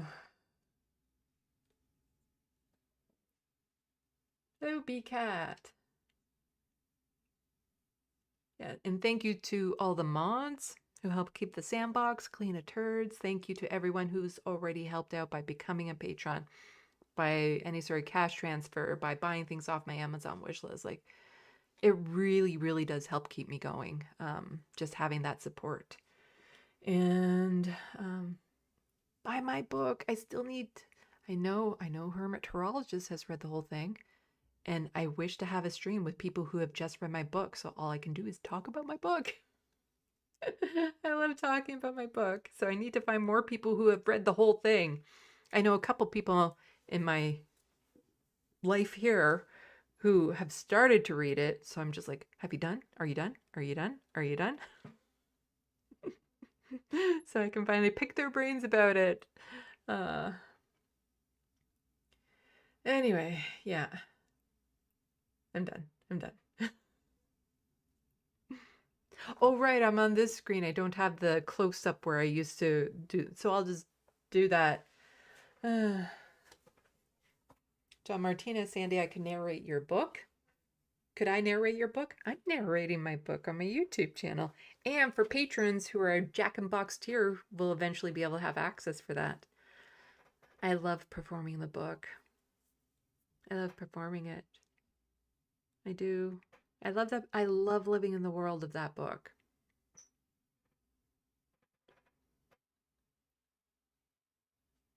But I'd be interested to see how your inflections sound on it. I'm curious about that too.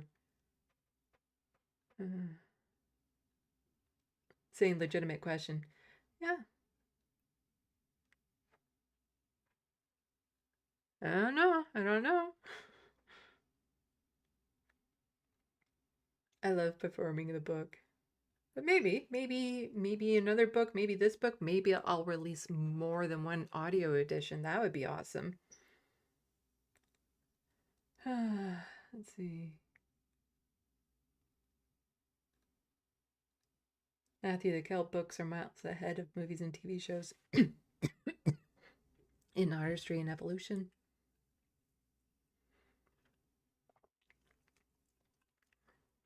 Donald Jaden's X patron. Let me check that out.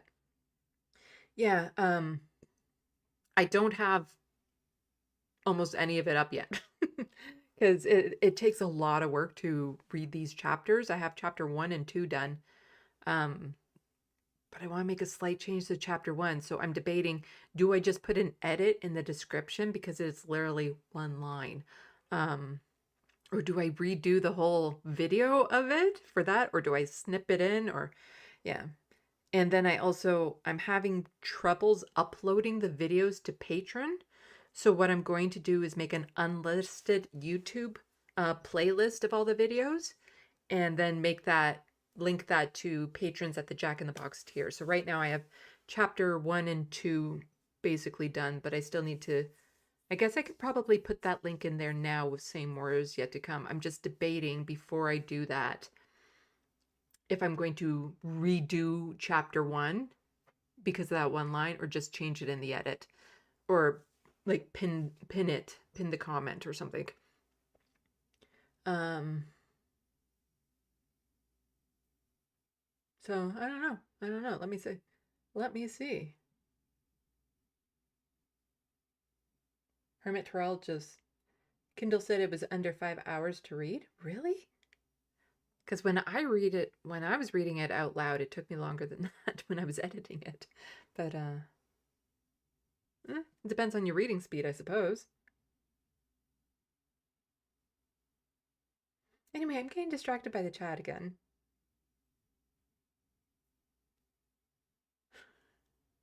I always do that.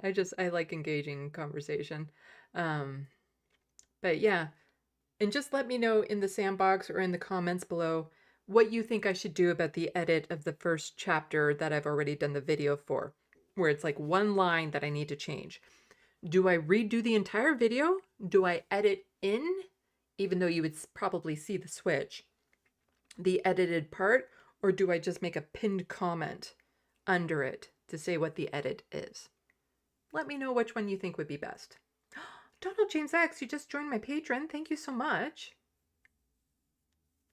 John Martinez, I have trouble accepting thanks. So do I, which is really weird when I ask people, buy things off my Patreon because in a way, it feels like thanks and stuff. I don't know. I get weird with that too. John Martinez, I narrate books on my channel. People seem to appreciate that. What's your channel? I'd be interested in hearing.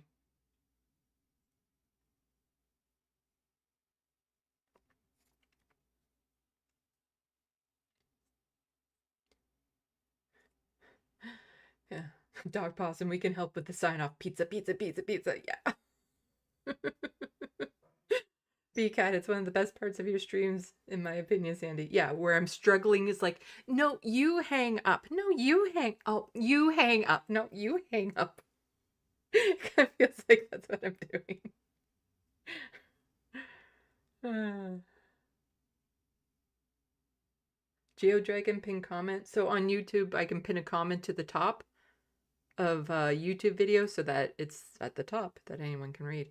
Because, like I said, this is going to be a unlisted YouTube playlist that I link to people who are on the Jack in the Box tier. And so then it would be that way.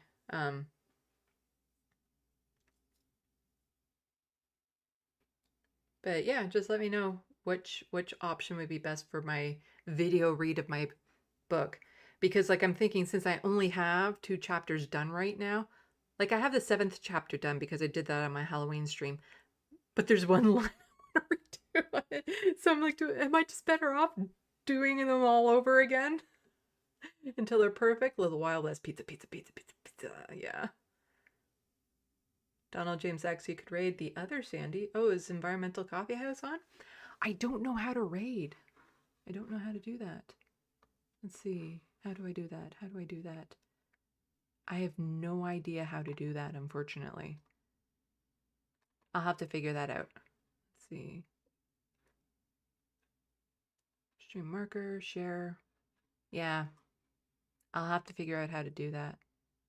Stream setting. Huh. I know I had to figure out how to even just make it so that I could accept them.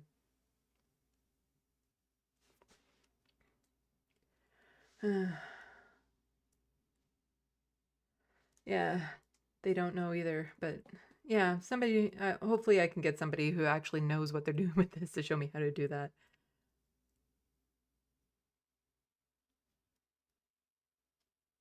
Anyway.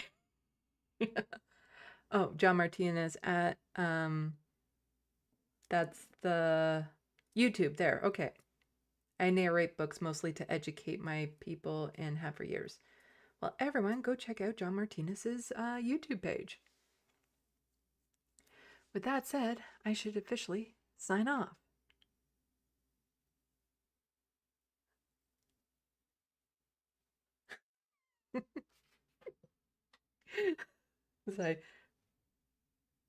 Okay, yeah, do it now. You see, when I'm trying, like I'm trying to eye the sandbox because it's off to the side. Anyway. Salut, à la prochaine. Thank you for watching and stay tuned. I'm Sandy, wishing your tomorrow is better than your today. Done. That's when you know it's done. Done.